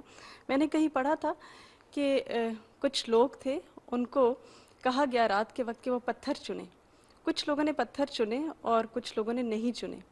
اب صبح جب ہوئی تو جنہوں نے چنے تھے لوگوں نے دیکھا کہ ان کے پتھر ہیرے بن گئے۔